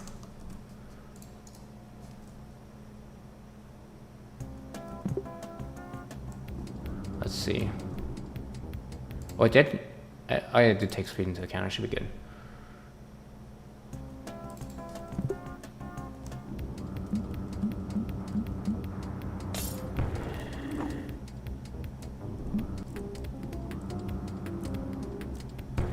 Okay, it feels weird because of all the math hacks that I've got going on. The problem is that it's really hard to do without converting your speed into properly using. Why am I going faster?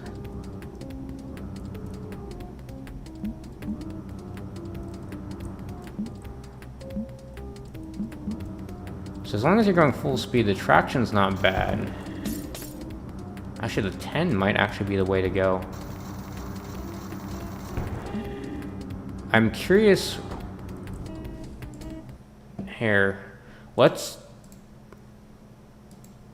just for experimentation, let's set, I'm gonna set it to 1. So this is proper sliding where you will double your speed just driving on ice, in theory. So this is the dangerous kind.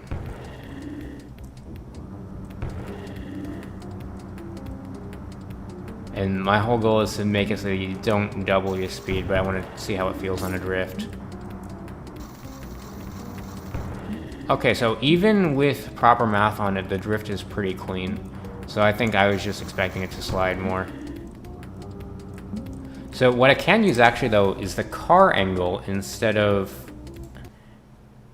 What if I use the car angle for the sliding? Ooh, yeah, I like that. So where's the car angle? It's gonna be in the render stuff, right? Render, cam.rotation, self.angle. Wait. Where's the... I know one of the angles is cosmetic and one isn't. So like, where's the networking thing? Right here. No? The drifting stuff does some weird stuff to the angle that I think might be messing with my numbers. Here.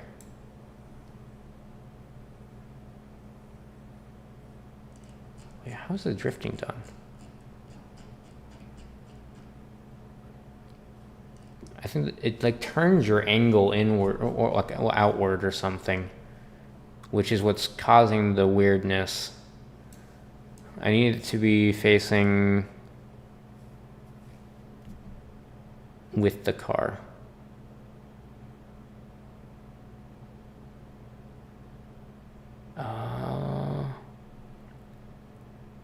Or like I want the cosmetic one.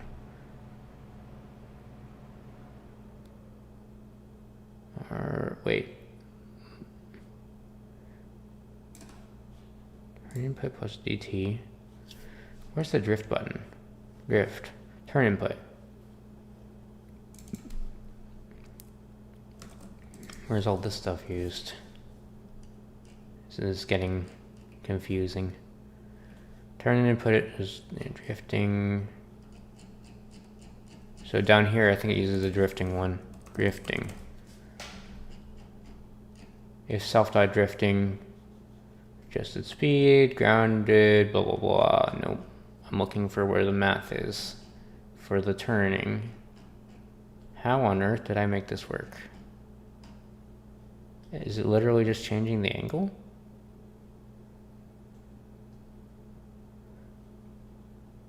Oh. Movement angle. Aha. So there's the movement angle and then the drifting contribution to that. But the self.angle is based on the visual. The car is... Actually, so I am using the actual... Self.angle is the actual orientation of the car's movement. So I wonder what happens if I swap them. Well, first of all, this thing, wait, no, this one should be times 0.5. That should be reduced severely.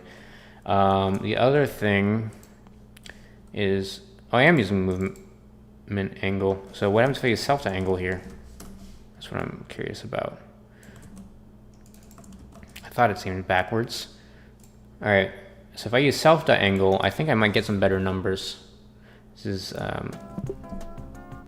math. The math is mathing. Okay, yeah, that feels more slippery, I think. I like the way that felt. So let's see how the turn here feels.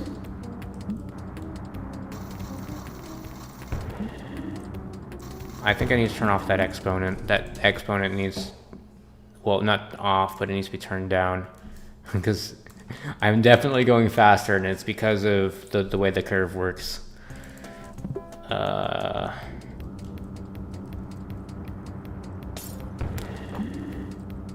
math was doing silly math things in its silly math ways.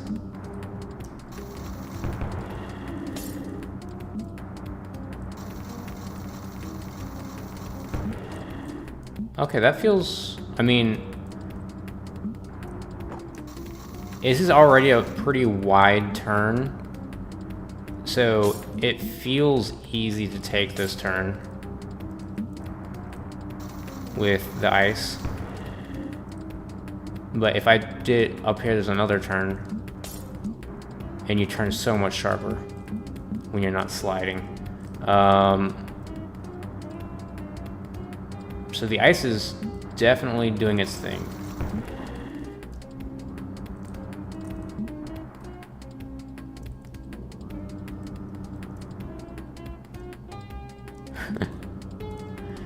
But it doesn't, as long as you're going fast, I mean, yeah, you can definitely tell you're sliding further.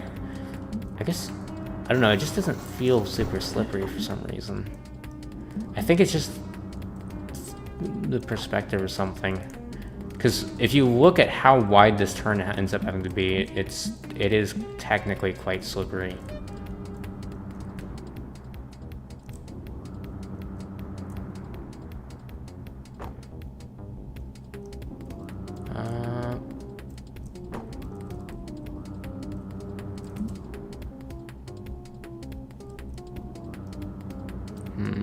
I might need to turn up the exponent just a little bit. Actually, no, that's not the problem.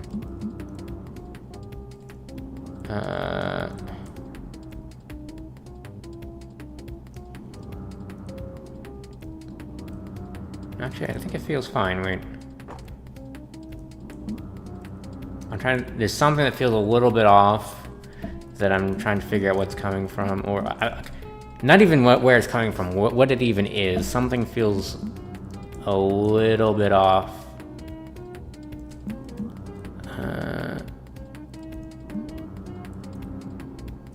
I guess it just feels like I have so much traction when I'm... No, I mean, I really don't. You know what I bet you I just need ice sound effects. That will make it feel a lot more like ice. Because I've got the dirt sounds right now. Alright, let's go drive on some of the other ice. So there's like this ice.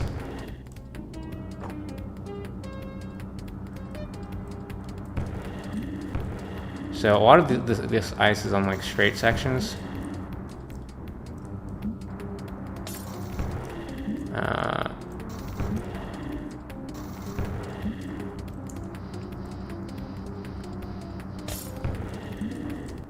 Okay, you gotta be careful how you hit that turn there.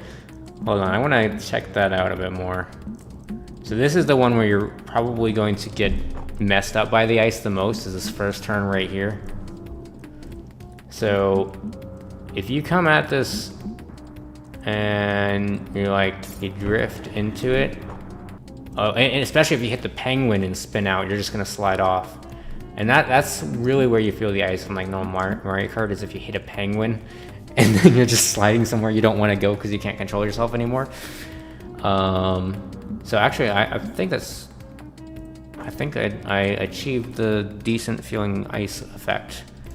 I'm happy with that. So I'll take a look at chat now because I got very behind on that. I was very distracted by math, funny math.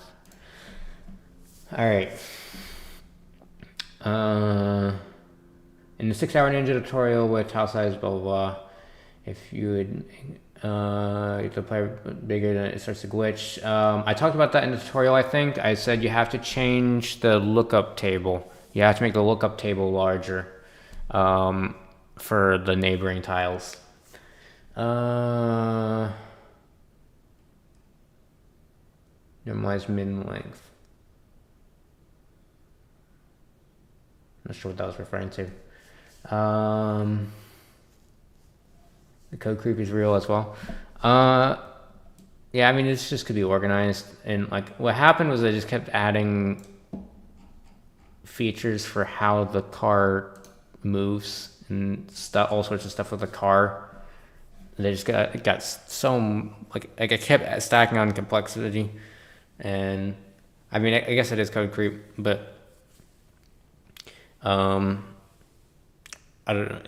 The main issue is just that this came from a prototype, and it was a prototype turned game. If I had all these mechanics in mind when I first started, it would be so much easier to do it in physics, like the physical model it physically, instead of trying to fake it. Because it got to the point, especially with the ice, where doing the stuff with the ice just made it so much more complicated than doing what it would be physically. But that was because I already had all this other stuff that was in this other notation. So if I had done the physical approach from the beginning, it would have been harder at first, but then when I added on all these features, it would not have been this complicated. And then I could have like organized it better. But to begin with, even if I did organize this a fair bit, the math that goes into the weird polar movement system is chaotic to begin with, and I keep having to add in hacks to deal with some weird stuff to try to model it physically in polar. But yeah, lesson learned, I guess, is to be careful about math systems on things that are prototypes that can turn into games. All right. I passed around self.main to all of the classes. What do you do here? What's self.e? Okay. Self.e in here is the elements of Pigpen. So Pigpen has a global object thing where you can access certain objects by name. So game will access the game object, which is this one. And like I can access the input or controller. So self.e is just the elements, and then you just index into that with a key, and that'll give you the thing. So that's just my global access thing. The issue normally with globals is that you can use them accidentally. So this is more explicit global usage, where it's you access into something, you don't accidentally mix your globals with your locals, because you have to do self.e on everything that's global. So that organizes it nicely, and it gets rid of one of the main issues with global stuff. The other stuff with globals that people don't like is the lack of encapsulation, but in game dev that has to go out the window anyways. Everything has to access everything anyways.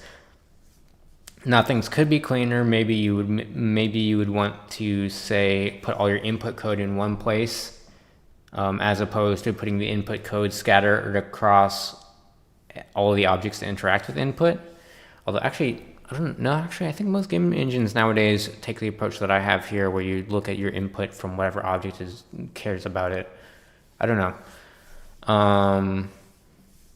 But yeah, there's a lot of things that are quite different compared to normal coding standards when you're doing game development. Yeah.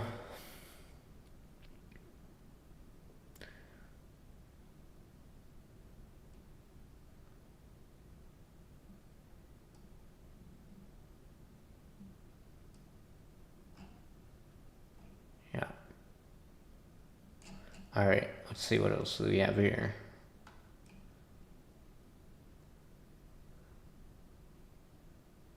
What would I say to someone wanting to get into game dev? I would say watch my most popular video. That's what that video is for.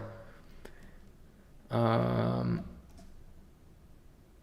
that's more so how to get into it, but I mean, that's pretty much, it's either you do want to get into it or you don't. So I guess if you do, then look at that video and you can learn how to. Am I going to release this game? Yes. Do I do camera clipping?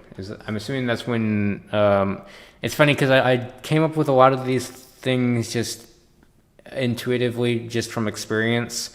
So a lot of the things I do actually have terms and I just don't know them. I'm assuming camera clipping is when you don't handle the things that are off screen. And yes, I've done that for pretty much all of my games, including this one. The math on this one's a bit weird though, because it's got all the rotation in it, which makes things a bit of a pain to do it efficiently.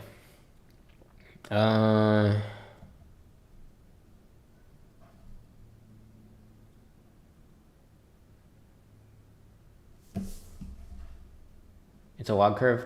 Yes, the square root is a logarithmic curve, sort of. It's not an actual log, but it's of that pattern. Those are some big penguins. It's more like the cars are small.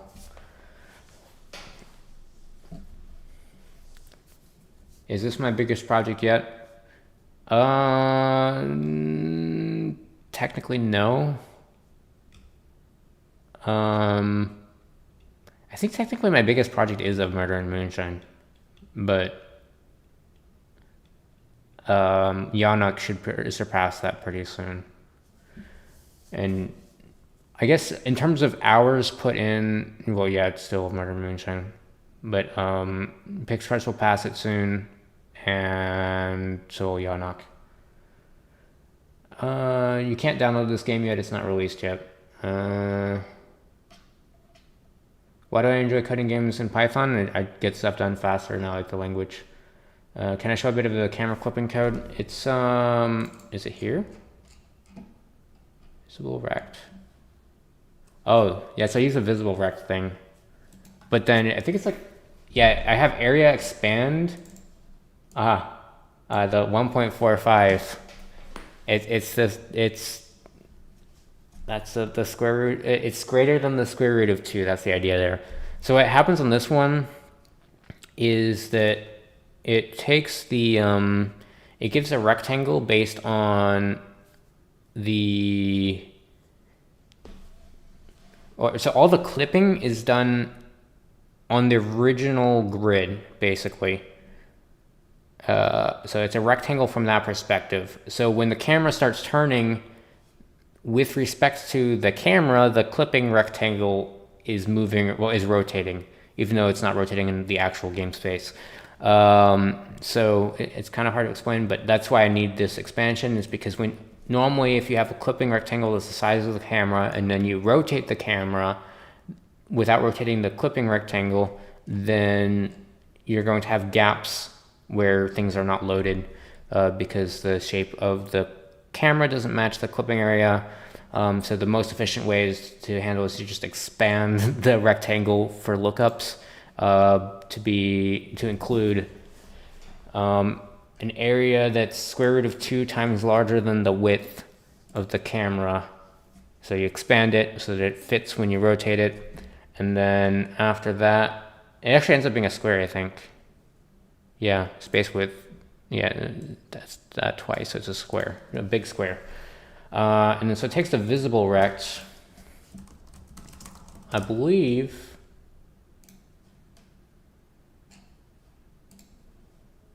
Yep. So I think my tile map already works with that. So I think wait. Where's the tile map? So wherever that render is for the tile map is. It should be in here somewhere. Is it under track? I think it's under, where's the track? Trails, camera, sparks. It's probably down here, right? Track, right here. So over here, nearby rect, wait, no, render blocks. Here it is. So you pull the camera, and then you grab that rect that was just generated, that I showed, the big one. And then you determine the bounds on the grid based on that, and then you look up all the locations so that it's pulling from a dictionary, which is really fast, even with really large stuff, and then you render all of them. And the rendering goes through a matrix to handle the rotation. But yeah, that's how that works. What is the element and element singleton classes? So those are element singleton is the ones that you can access by name. So you say I do self.emgl. Well, you can see a good example here. So I create the MGL object. I could do self.mgl here, but I can also do self.emgl because it's registered for global access because this inherits from element singleton. So that means there's only supposed to be one of that thing. However, if there's something I want a bunch of, then I inherit from like a car. There can be a bunch of cars. It'll just be an element. And when it's just an element, you can't access it by name from globally. I think, well, you can, but then you have to loop through all the things that are of that type. Generally,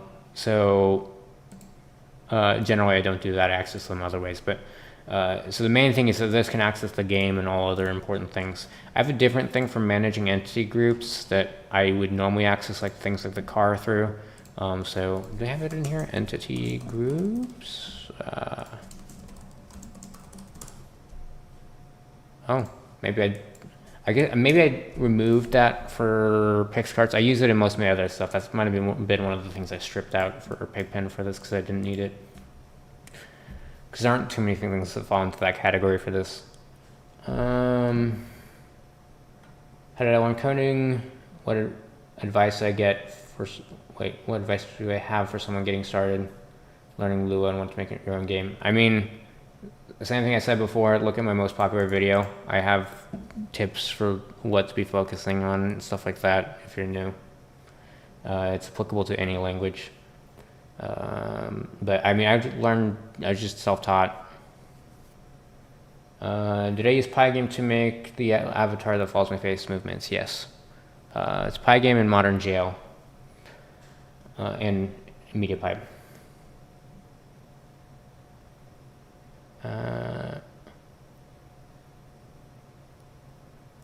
Alright, well that's pretty much everything, so I'm going to go ahead and end the stream here. And I guess I'll see you guys next weekend where I'll finish off playing of Murder and Moonshine, I think. And then I'll get back into more Pixkartz in the week after and make an entirely new track because